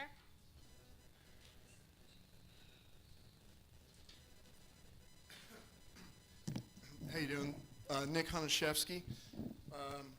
I was a homeowner in the median section of Camp Osborne, where there were 7 units at the time. My situation is a little different, I guess. Everybody in our camp has been there for a long, long time with the community, and for many people, their families, have seen all their kids grow up through the years and having beautiful times and being able to get together with their, enjoy their summers, and we have a community that's really tight, and I really enjoy seeing everybody come down in the summertime. I happen to be a year-round homeowner, and I lived there full-time year-round for 15 years, so even though I enjoyed the summers, I also enjoyed like December and January and everything, and it was my home. Everybody lost untold amount of memories and collectibles and important objects in their homes, but I happen to lose like everything in my life, and it's been a rough 5.5 years, I gotta tell you that. I asked the council to think that, what would you do if you lost everything? And I just want you to know that, like, I know there's other people in my situation, but I'm still not back home. And for 5.5 years, for the first 6 months, I was living in and out of hotels, and that wasn't fun. And then when the program ended there, I was living on and off my friends' couches, at their homes if they had a spare bed, until they kicked me out, or until I wasn't able to stay there anymore. So a lot of times I had to sleep in my Jeep at the inlet, and that sucked. Excuse my language. But eventually, all this through the whole time, I've been paying a full mortgage on a house that doesn't exist, and taxes on land that I can't build on or even walk on, or wasn't even allowed to put like a trailer on there or anything, even for 3 months. So all that has been pretty rough. What I do ask is that when you guys consider, this proposal, this is a first step, and this is like the first step for me feeling like I'm getting back home. And I've been on all the news networks, like HLN News, CNN News, every year. Well, actually not every year now. The 2nd, 3rd, and 5th year they called me, and I always tell them the same thing. Where are you? I have no idea. Not even at step 1. And tonight could be step 1 for getting back. And I would really appreciate if the council takes in consideration not just summertime homes, but people that live here year-round that are local. And I just kind of want to understand where I'm going to be going in life. Because, I mean, think about that. Where would you, like, if you guys didn't have a place to live anymore, you know, I didn't have a pillow to sleep on, you know, like now I'm renting, paying a mortgage, and the assistance programs are pretty much done. So now it's like, what do I do? I want to know that I'm going to be getting home soon. And if anybody, you know, moving forward, either through this day or future days, raises objections on reasonings that they may have, whether it's, you know, the blocking their ocean view or whatever's happening, think of the people that are still relatively homeless here. I mean, I'm not living on the street, obviously, but, you know, I don't have a home. So I ask that the council approves this ordinance so we can happily say that we're past the first step, getting back. Thank you. Anybody else like to be heard? Wait, sir. That one, ma'am.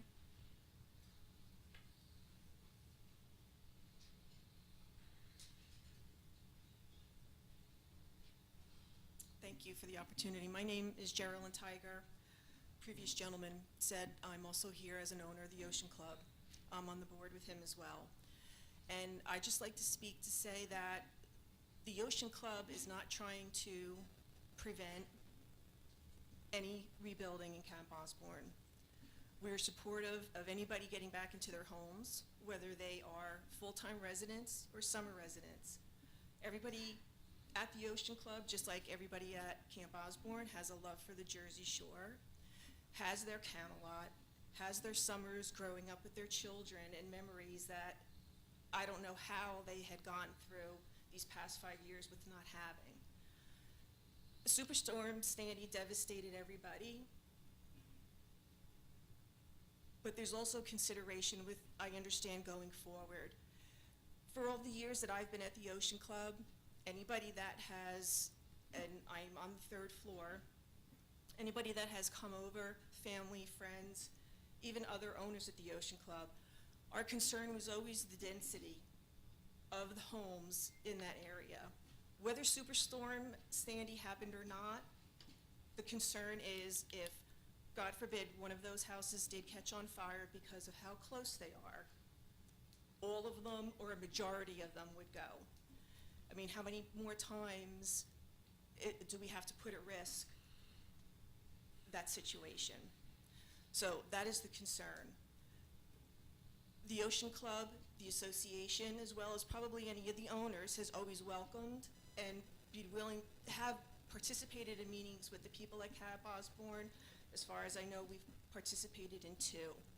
So I just wanted to go on the record to assure all the people that the Ocean Club is not here to prevent or put anything in the way of them coming back to the Jersey Shore. Everybody wants to be there and we want them to be there with us.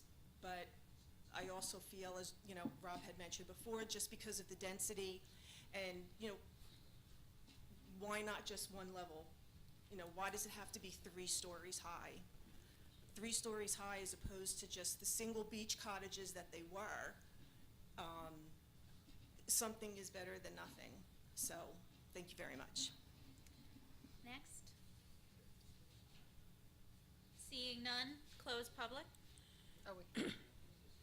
One more. Gotta be fast, folks.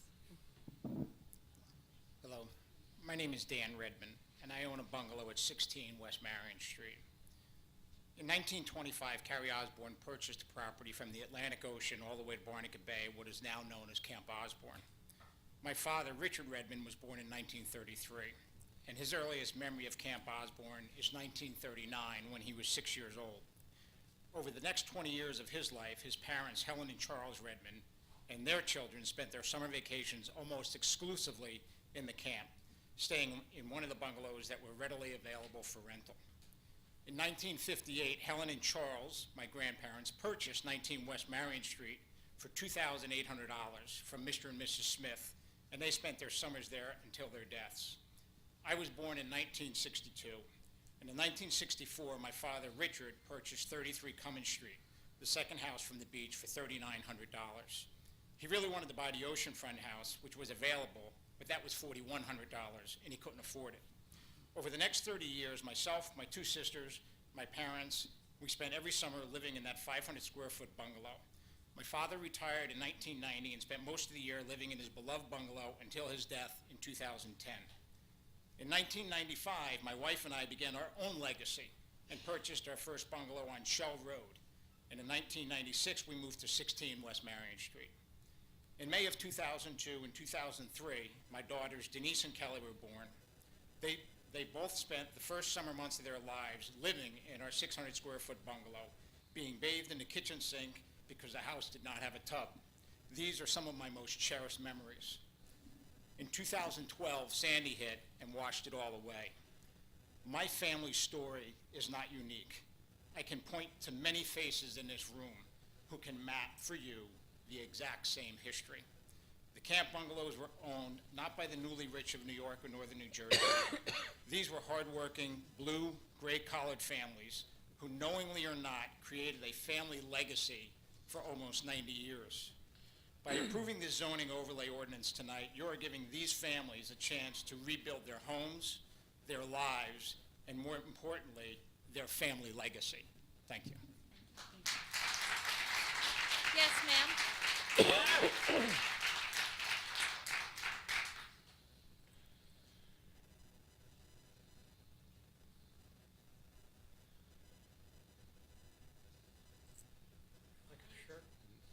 My name is June Squilaro. I lived at 13 Cummings Street until Sandy burnt down my year-round residence. I lived there for 8 years, retired with my husband, but have been in the camp since I was a teenager.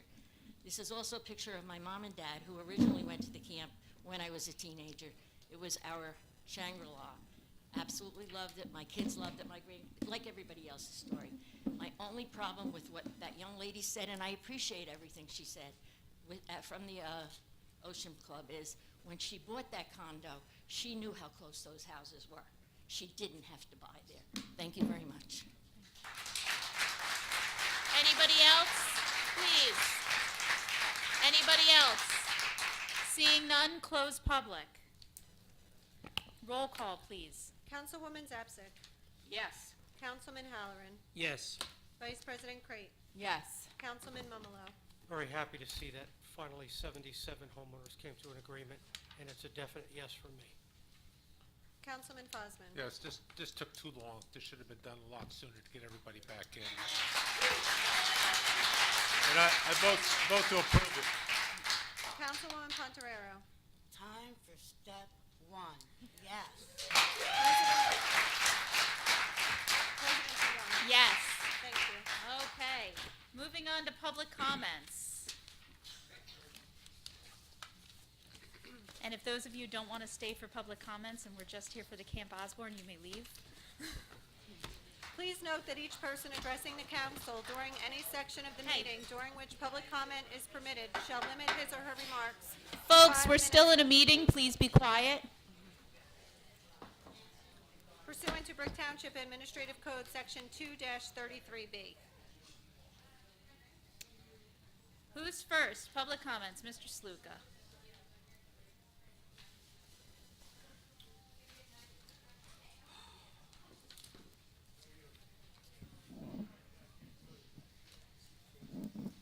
I'll read my letter as my usual letter, basically, but John Sluka, 950 Sylvia Court, Brick, New Jersey. Dear Mayor Ducey, Council President Heather DeYoung, and Brick Councilman and Councilwoman, the employees of Brick, and the residents as well. Dated March 18th, I believe. What is needed in Evergreen Woods, Primrose Gardens, Greenbrier, areas of Brick Township High School, and other areas of Brick as well, is at least a 14-foot noise pollution and safety wall, along with increased shrubs and trees on both sides of that new wall that is not there. The commissioners of the New Jersey Turnpike Authority are physically harming and killing our citizens. I was listening to talk shows for the last few weeks, and they were talking about how citizens and local governments have allowed the bureaucrats in Washington to control their lives. The speakers, a few of the speakers, said how the leadership in government bureaucracies pretty much do as they please. The power groups in the Federal Bureau of Investigation, The Justice Department and all the lobbyists associated with congresspeople and senators or whoever else is out there have seized control of the federal government, and there is a bureaucracy run amok. One of the commentators suggested it was the fault of the citizens and the local government officials that make no effort to control the bureaucrats. Another stated that the bureaucrats are ignorant, lazy, overpaid, and feel entitled, and suggested that it's not just in the federal level. The implication was that these bureaucrats exist in every area of our governmental structure. I realized at that time for sure that it does exist here in New Jersey at the New Jersey Turnpike Authority and in many other areas associated with the bureaucrats. Did the commissioners ever truly take the time to listen to the facts as it concerns the pollution to which they expose the residents of the community around the parkway? Did the bureaucrats in all areas of government take the time to explore and research publications as to the way that expanded Garden State Parkway has subjected our residents to the various toxins as they cause premature deaths to our seniors, increased asthma to our children, and an ever-increasing incidence of autism in our newly born babies? Is it just the bureaucrats in Washington, or are the bureaucrats in our local state area just as guilty? Are they also ignorant, lazy, and overpaid? Are our statewide politicians do all they can to do to help the people? Are the bureaucrats ingrained in our governmental jobs just biding their time, collecting paychecks, enjoying the amenities that they receive from our tax dollars, or are they actually working for the people who pay their salaries? Study after study concludes that increased vehicle traffic causes irrefutable harm to people. According to Autism Speaks, I've mentioned before, toxins in the air from air pollution is at least a contributing factor to the increased incidence of autism. And Heather Folk, a PhD, wrote in the Journal of American Medical Association, increased autism develops during gestation and the first years of a child's life around high traffic areas. University of Southern Cal studies show the increased risk of autism is associated with exposure to traffic-related air pollution, and children are 3 times more likely to develop autism in these high traffic areas. The Journal of Respiratory Medicine shows fine particle air pollution is associated with illnesses and increased chronic mortality, and the Maastricht study shows that long-term exposure to air pollution led to cardiopulmonary and lung cancer mortality, basically a shortened life expectancy for our seniors. There are hundreds of similar studies and articles, but are the bureaucrats in government, as they said, ignorant, lazy, and overpaid, so they just don't take the time to research the impacts on our citizens, or they are just beholden to the elites and lobbyists and ignore the facts? Government needs to help the residents and someday end the New Jersey authorities' commissioners' reign of terror. Thank you for your time and considering the impact on the Garden State Parkway on thousands of our residents, not just Evergreen Woods, but thousands of our residents and workers here in Brick Township and all of Ocean County. Thanks for your time. I yield back 10 seconds. Thank you. Next, Michelle.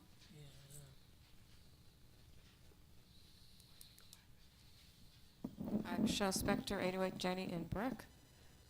Wanted to ask if you've gotten any response from the senator's office about the letter that you sent trying to get the meeting set up with someone in the governor's office. The Chief of Staff, Glenn Feldman, he emailed back saying he's working on it. Nothing set up. Can you just keep pestering him and calling him? Because we need to light a bonfire. We really have, I mean, it's been going on for like 5 years now. Yeah, I would do that as well if I were you. It might mean more coming from a citizen. All right, well, but we need politicians doing it also. Okay, all right, thank you. Yes.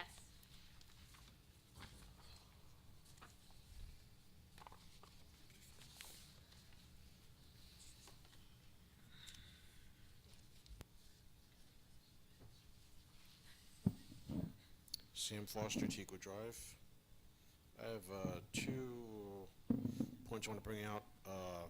First was that the Asbury Park Press reported that Attorney General Grewal, I hope I'm pronouncing his name correctly, issued 2 directives for every police department in the state One was regarding mandatory random drug testing in every department, and I wanted to ask, and the second was second director sets up a early warning system to identify bad cops before they injure or kill residents. I want to know, when is the Brick Police Department going to be implementing those two directives from the New Jersey Attorney General Grewal? Gerber? Grewal? I apologize if I'm mispronouncing his name. Do you have any information about that subject you could release to the public right now? Mr. Starkey? You know, I was just talking with the mayor. I'm aware of the directives.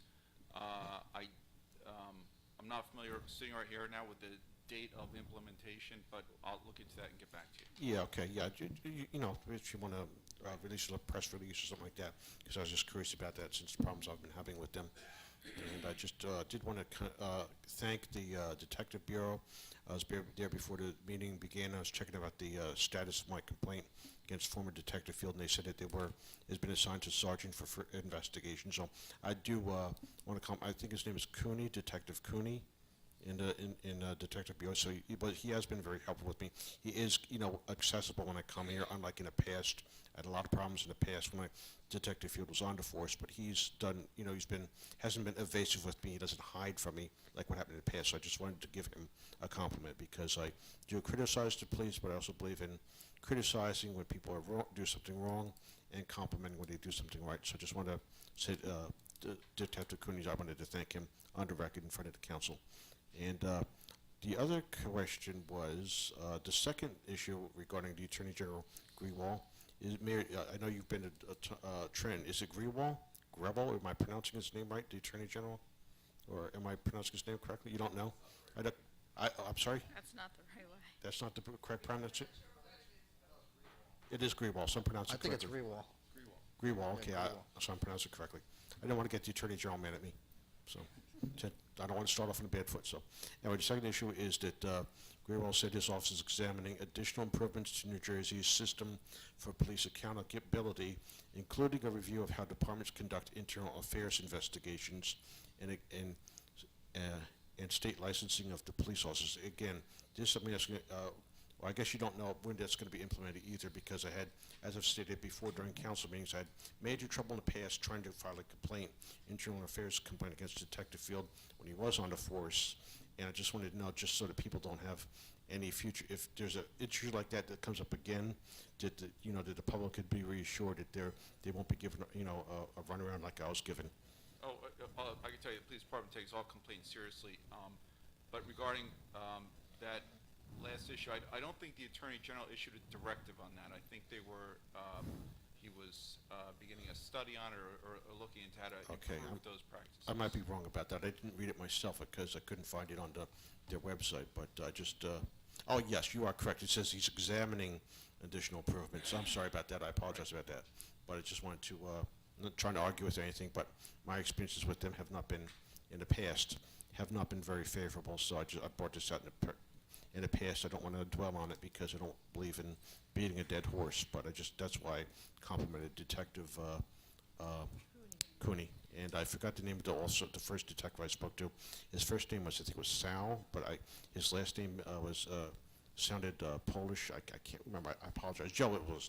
His first name was Joe, so I just want to compliment the police when they do good work. And, like I said, that's it. And when they do bad work, that's what I think it should be. I've been on social media, and that's what I say about the prosecutor's office. When they do a good job, I congratulate them. When they do a bad job, I criticize, and I just wanted to bring that out. And I'll even give them a lovely cat sticker on Facebook. So thank you.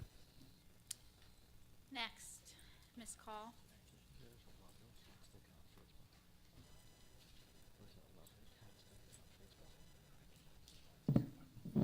Nan Call, 18 Greenbrier Boulevard. I have two, maybe three things that constantly upset me and annoy me. Number one, how many leave here, and it's difficult to know north, south, east, west around here, since it says something different within 2 seconds when I ride on a straight road. On my mirror, it tells me what direction I'm going. but leave here and go under the Garden State overpass. Does anybody realize that after they did all that work, we've got a huge amount of land that is against the wall, supporting it, and a very narrow roadway in each direction? I complained about this before they started the work, that bicyclists are more prevalent, and it is almost impossible for them to share that road with us as our representatives who should be taking care of us.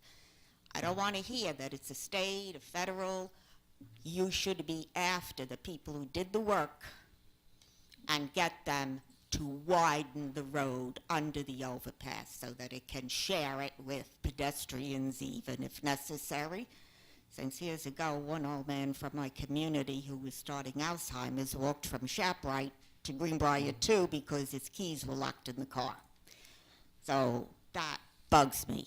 The other thing is, ironically, today I happened to be at a meeting down in Toms River, and when I was coming back, I was thinking about the hospital support zone.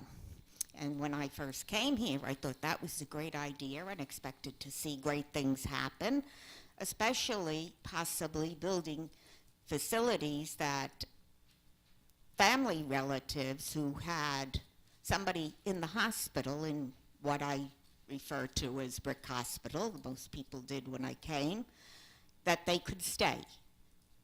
I've unfortunately gone through an awful lot with my husband in the last 6 years of his life, and part of it was spent out in Deborah with very serious surgeries. And I know that at one time they had facilities that people could come and rent rooms. I didn't need it then. I was that many years younger. So, but I thought it was a great idea, and it would have been nice, and I expected we might see it. You mentioned that Mary Ann Hayes, I believe, was the one who was very instrumental in the hospital support zone, because part of that hospital support zone to me should be that I should be able to go from one section of the, like the hospital, and not have to go out onto 88 and then hop into the next place, and then go out on 88 and hop into the next, because LabCorp is in the second section, and other medical personnel that I visit, and then even down Cardiology Associates. My husband spent a lot of time there. I see no reason why there should not be the ability to go from one to the other, even if it means putting a road, which can be closed at a later date if it's separated. And I had expected that they would have some type of facility built that, as I say, my family was living 68 miles away in a different state when we were here. And when Patrick spent, I mean, I got to the point I told them we built that ED for them. In case you don't know, that's the new name for an ER. It's an emergency department. He spends so much time there. And I would always go and be there for long hours. And the nurses would say, you ought to get a job here, because I would try to take care of some of the extra needs that he had and running back and forth.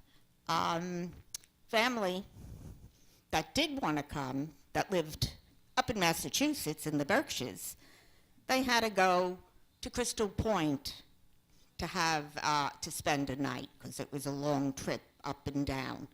So I would like to see you look into something to do that and make this a better hospital support area. Thank you.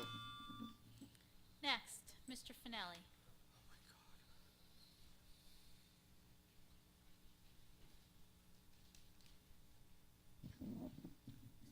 I realize that tomorrow is going to be, full budget's going to be available, but I'm going to go through this anyway, because I'm going to go through it. Last meeting, you remember when we were doing presentations after the police presentation, I asked one question.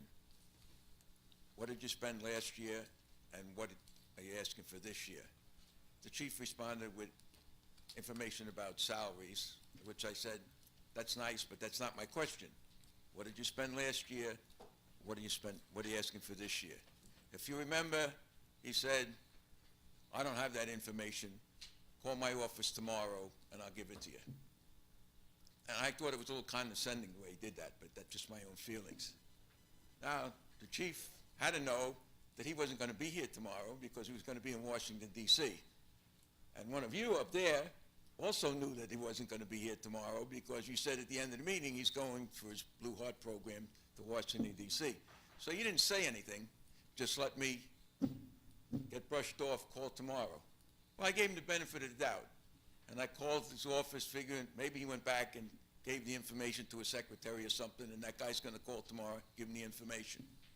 So I called his office about 9:45 the next day, and I got a recording.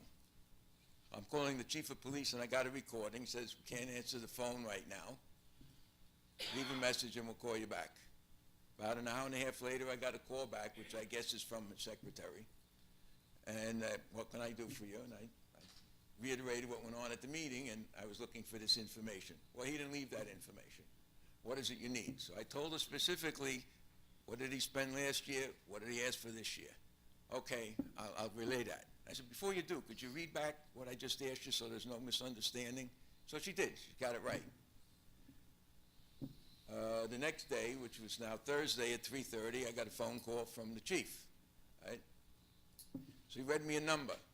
And I said, what is that number? Oh, that's the money we're spending on salary this year. That salary thing again? No, that's not what I asked for. This is the third time I asked for, what did you spend last year? What are you looking for this year? Oh, wait a minute, hold on a second. Okay, I wait on, comes back. He reads me a number, $23,809,000. Okay, what is that number? Oh, that's what we're asking for this year. Okay. Waiting. Yes. I asked for two numbers. What is the other number? Oh, wait a minute. You read me the other number, $22,697,000, to which I said, that's about $1.2 million increase over last year. Yeah, but that's almost all in salaries. Now, had we stopped right there, I would have been only a little upset. But the next thing really upset me. Right? Who's banging? It's the door. Oh. Okay. So the next statement, and I heard similar things tonight from the mayor. Yeah, that's $1.1 million, but that's almost all in salaries, and we don't control salaries. That's controlled by the union contract. Now, would any of you like to respond to that statement before I do about we don't control salaries, that's controlled by the union contract? Would anybody care to? I would, because I didn't say that. We must have misheard. I didn't say we didn't control salaries. I said we didn't control health insurance costs and pension contributions. No, you mentioned $900,000, and that's the salaries are negotiated in the union contract. That's what you said tonight. But the chief said it, and also, yeah, but that's not only did he say it, it was published in the newspaper by Judy Nunn, the same statement that he said to me. Now, my question is, do you people really believe that you do not control salaries in the police department? Of course we control salaries by the hiring and firing. That's obvious. Okay. Anything else? Union negotiations? Yes. Overtime? Yes. Promotions? Yes. Every bit of it is controlled by you. I can't come up with one thing in the police department where you don't control the salaries, but you mentioned $900,000 in salaries, and that's all by the union contract. That's what you said tonight. I wrote it down. I didn't make it up. And the chief said... Can I read what I read? Yeah. There are many increases in the budget that are largely beyond our control. This year, insurance is up over $1 million, police salary and wages up nearly $900,000, and pension contributions increased roughly $477,000. Read the first sentence again, Mayor. You didn't, First sentence you you just didn't- read. you didn't hear it? There are many increases in the budget that are largely beyond our control. Okay, stop right there, Yep. right?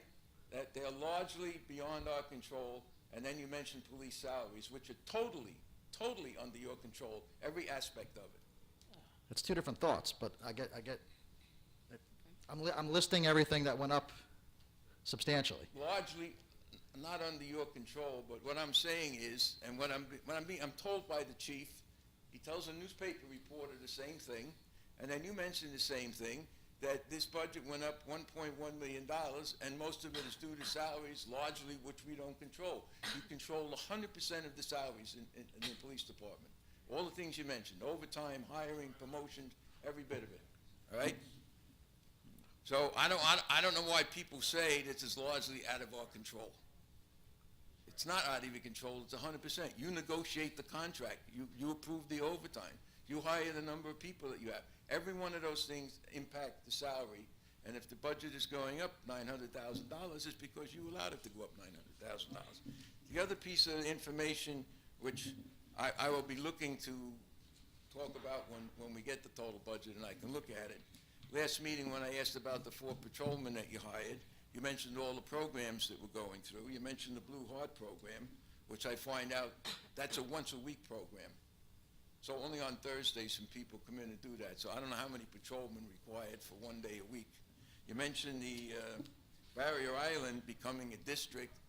I have no idea what that means, it becomes a district, or how many patrolmen, but I will be asking that sometime in the future when we talk about the budget, so I hope somebody has that information. You mentioned bicycle patrols. The way I see it, and I could be wrong, a patrolman gets in his car, doesn't do that all winter long. I'm sure they're not out there in the dead of winter on bicycles, but puts a bicycle in his car, goes to his Mr. area area and gets on Finelli? a bicycle. Mr. Finelli, I'm sure if you set up a meeting with the chief, he'll sit through with you and go through these I can't even point set by up a point. phone call with the chief. He so I'm called not- you back, sir.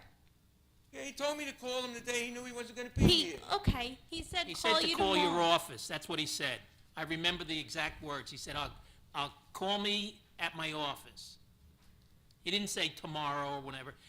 Are you telling me that you're now gonna argue a point and criticize the chief because tomorrow he was actually had an appointment? Let's move on with this. This is ridiculous. Excuse me, don't put words in my mouth. I'm telling you Those that this is a exact ridiculous point that you keep beating into the ground that has no merit. If you want to discuss the issues of the detail of his budget, that's great. But if you're going to continue to argue the point about, well, he said yes, he was going to be there tomorrow, come on, enough with this. This is getting out of control. This is public comments. It is public comments, and your 5 minutes is up. Thank you. Well, you just took half my... No, I didn't. You've been been up over for for 2 minutes now, going on and on and on because the chief didn't respond to you the next day. Enough is enough. Don't put words in my mouth. I didn't put any words in your mouth. You just told me he didn't say that. He said, call me tomorrow. Thank you, and I'll Mr. get you the Finelli. You can information." sit down now, I can please. respond to him. You have. No, I haven't responded to him. Okay. You Let me said stop respond to putting. him. You said stop putting words in my mouth. That's a response. You can please I've sit not- down I now. didn't finish Thank you. my thought. Thank you, sir. I didn't finish my thought. Please sit down, Mr. You can't Finelli. just beat me up and then say, shut I up. didn't beat you up. You're beating You're this beating- topic into the ground. Enough. He didn't respond. He was out the next day. That's an unfortunate mistake he made. Over. It's over. No, He what- responded to you eventually. What, eventually? Okay. Then the following day. Yeah. So don't brush me off by saying, You know, I call me think, tomorrow. I think everybody in the administration goes out of their way to respond to you and other people who make requests for information that is not available on the evening that you come up with the questions. They go out of their way, extra time. You can walk into Ms. Bergen's office or the chief's office, make appointments, and they'll talk to you as long as you want. You think that's all I Enough have is to do enough to with come this here? going on about one point. It's not one point, it's the whole thing. No, it's not. It's the You one oughta- point you that oughta you're listen a- wasting you oughta listen a time. little better, all right? You I listened plenty, All right? and I'm done with it. Thank. Listen, but you don't hear. Thank you, Mr. Finelli. I think I hear very Are well. you gonna keep quiet? Because I'm gonna keep talking if you keep talking. We're done. Thank you, Mr. Finelli. Anybody else? Close public.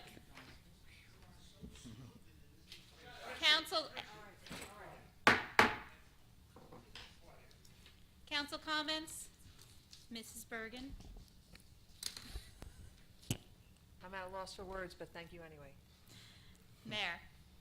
Thank you, Council President. Thanks to all the former councilwomen for joining us tonight in honor of Women's History Month. It was very special to see them, see most of them come back tonight and hear about the highlights of their council careers. Yesterday, I had the opportunity, I attended the School Safety Forum, which was originally postponed from March 13th. And basically what happened is the kids from Brick Memorial and Brick Township High School, they came up with a great idea. They were originally going to do walkouts, and then some of the student leaders got together and said, we'd rather do something more productive than a walkout. So we'd like to have an assembly, and we want to invite the mayor, the council, the school board president, and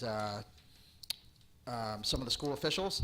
And that's exactly what happened. It occurred yesterday. It was awesome. It went about 2 hours. It was only supposed to be about an hour, and kept on going, which was great. Students got to ask questions on school safety. They got to tell their feelings about how they're feeling, in the wake of the recent shootings in Parkland. They got to relay what their fears are and what their expectations are and what their hopes are for the future.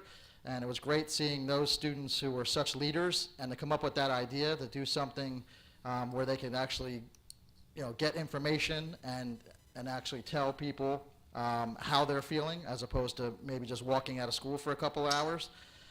So it was great job by the students. I was happy to attend.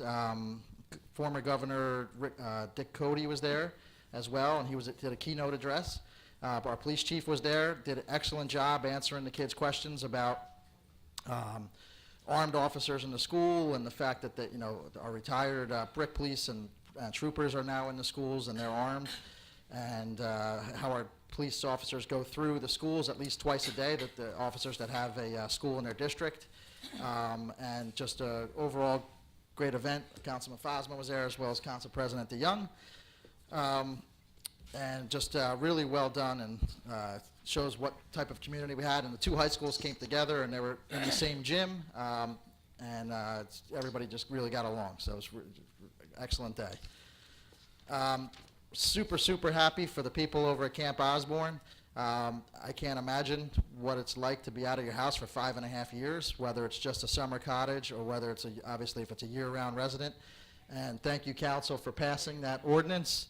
I'm so happy that they have come together. I mean, they were in here so many times with different plans, and originally they just wanted what they had originally, which was the cottages, and they were 3.5 feet apart, and that was their original plan. Then year and a half later, they came back, and that was still their plan. And I know it was a big adjustment period for them. Our fire officials, our township planner, Kevin Batesel, Mike Fowler, Alyssa Cummins, Joanne Bergen, we all worked with them numerous times on numerous different iterations. We had to have enough room for streets, we had to have room for parking. There had to be distance between the houses so you don't have another tragedy like you have in the past. There had to be turnarounds for fire trucks and turnarounds for our automatic garbage and recycling. And all that came together, and thank you, council, for passing the overlay to make it that much along in the process, so that finally, maybe 7 years out, they'll be able to get back into their houses, which will be an excellent thing. So congratulations to all the residents of Camp Osborne. It's such a, it's definitely an important fabric of our community here at Brick Township. When you walk down the hallway to the mayor's office in the back, there's a picture of Camp Osborne right up there. So. You have to look at that every day and realize that none of those houses are there anymore and none of those families are there anymore, but they will be back soon. And that's just an awesome thing. I want to give congratulations to Chris Chase and Keith Rella and Ed Maroney. They all put out our Brick Township Municipal Update newsletter, so please sign up for it if you do not get it. But it's been named a 2017 All-Star Award winner by Constant Contact. It's an annual award that recognizes the most successful 10% of Constant Contact's customer base based on their significant achievements using email marketing to engage their subscribers and drive results for their organization. And if anybody doesn't get it, please sign up to receive the newsletter. Please visit our website at www.bricktownship.net. And Chris Chase does a great job with that municipal update, along with the other guys. Also a reminder, I know I said it last meeting, but it doesn't happen often. Housing Authority will be accepting applications Monday, March 26th through Friday, March 30th, 2018. The website is www.brickha.org, and phone number 732-920-9400. So you still have a few days left. March 16th, we had history-making event, just like this high school forum. March 16th, we had the first ever mixer dance between Brick Memorial and Brick High Schools. It was the first annual Brick Youth Club Masquerade Ball. It was held Friday, March 16th. Very well attended for a first event, and all the kids who went definitely said, the ones who are still in high school next year said they'll definitely be back, and they're going to be telling their friends and having the thing grow. But thank you to Colleen Kale for all the hard work she did. And senior dinner and a movie, Friday, April 6th. The movie is The Greatest Showman, which I hear is a really awesome movie. And you get a free dinner. It's a free service that we offer for our residents. So please come out, senior dinner and a movie, Friday, April 6th, The Greatest Showman. Call Recreation for reservations, 732-262-1044, to make sure we have enough food for everybody. Everybody, please have a happy Passover and a happy Easter, and I'll see you in a couple weeks. Thank you. Thank you, Mayor. Mr. Starkey. I just want to point out, Mrs. Bergen often attends the land use board meetings. I know Councilman Mumolo does and other people. It's good to see it reciprocated here with the chairman of our zoning board coming to a council meeting to see what is done here. Hey, Harvey. That's all. Thank you. Wants to see a good meeting. Madam Clerk. Nothing, thank you. Hartman. Councilwoman Zapsik. Thank you, Council President. I want to remind everyone that the Township's Green Fair will be held on April 21st from 10 a.m. to 2 p.m. at Brick Township High School. At that event, BMAC will be having a clothing drive. The truck will be there from 10 to 2 to accept your donations of used clothing, unwanted clothing, spring clean out your closets. Basically, it's a clothing recycler. They take it back to their place. They weigh it, and BMAC gets about 20 cents on every pound of clothing that's donated, and that goes to our substance abuse prevention programs. I have a message from the Garden Club. The next meeting of the Brick Garden Club will be held on Monday, April 9th, starting at 7 p.m. at the Bob Anstett Cultural Arts Center, 515 Herbertsville Road. The guest speaker will be Andrew Seymour of A. Seymour Greenhouses of Brick, who will give a presentation on 2018 trendy and unique annual plant varieties with new arrivals. All meetings are open to the public, and new members are welcome. The club is still in need of 2 or 3 brick homeowners willing to volunteer their gardens for this year's Secret Gardens of Brick Tour and Tea. The money that the Garden Club raises by this event support 2 $500 scholarships for Brick Township or Brick Memorial seniors, plus they maintain 3 gardens in town and other civic activities. If you are willing to open your property for that day, please contact Mary Lapola at 732-920-8231 or through their website, www.brickgardenclub.com. I'd like to congratulate our students of the month, and again, congratulate our former Brick Township Councilwoman and thank them for all their service and hard work on behalf of our community. And then finally, with regard to Camp Osborne, a lot of times that I go out of here at the end of a meeting, and it's, sometimes it's a great feeling, and sometimes it's an okay feeling, and sometimes I feel like I've been run over by a truck. But we did a good thing tonight, guys. We did. Glad to be up Definitely. here with you tonight. Thank you. Thank you. Thank you. Councilman? Just want to thank and congratulate the former councilwomen for their great service over the years. It really has added to our overall year after year improvement of the township, and we certainly appreciate their service. Thank you to, and congratulations again to the students of the month. I always look forward to that. And thank you to the presenters, Alyssa Cummings, Mike Fowler, Dan Newman, and the mayor, who did a presentation as well. Thank you. Don't forget that on April 21st is the semi-annual beach sweep. We do it twice a year. Starts at 9 o'clock at Brick Beach 3, or Brick Beach 1, I'm sorry. And congratulations and good luck to all the Camp Osborne residents. I look forward to seeing the additional improvement of the island. It's been coming back year after year.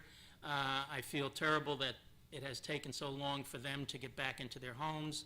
I think the fire department has done an excellent job of reviewing the needs and guidelines to keep those people safe out there in all surrounding areas, and I know they'll enjoy their new homes. So I'm looking forward to seeing that. Thank you. That's all I have. Thank you. Happy Easter. Sorry, and Vice Passover. Are you done? Yes, I'm done. Anything else? I'm done. I've said enough. Vice President Crate.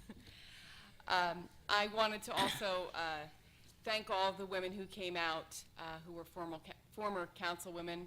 It was really nice meeting them. I had only met a couple prior to this, so it was really nice meeting them and hearing all of their accomplishments. And I'm really grateful for how they paved the way for all of us to be sitting up here today. So thanks to them.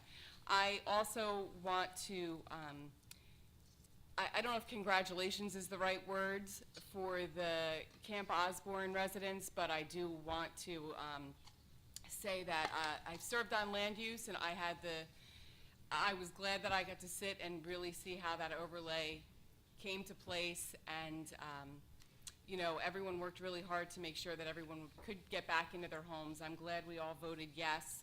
And really what I want to say is, those residents that got up to speak this evening and talk about the history of that place and how their families have grown through generations and generations and how they are so close-knit as a community, it's really just a microcosm of what I feel this whole town is.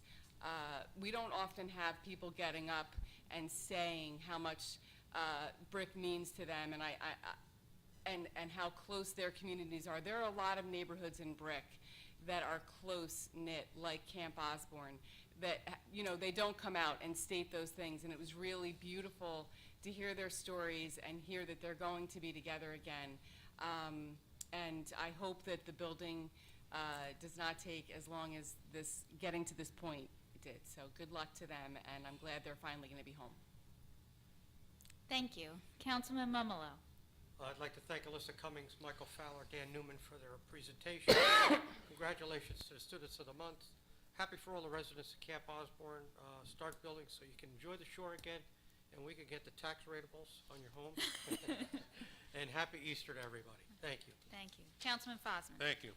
I'd like to thank the past council women for coming out and all they accomplished in working for the community. Congratulations to the students of the month and budget presentations. Alyssa Cummings, Mike Fowler, and Dan Newman, thank you for your presentations. I also attended the senior outreach for St. Patrick's Day brunch at VFW. Very well attended. The seniors, glad to see it. Seems like the same ones were there for Valentine's Day, but they were very nice. They loved the music, good music for them. On March 20th, I attended the Lake Riviera Middle School Upcycling Program. Trish Testaro, she's the recycling coordinator, set this up in the schools. It's actually it's a science project, and Mrs. DeSenser and Mrs. Casey, 8th grade science classes, they were asked to create something from old discarded items that no longer have use or value. And the children came up with quite unique projects, all made from recycling material.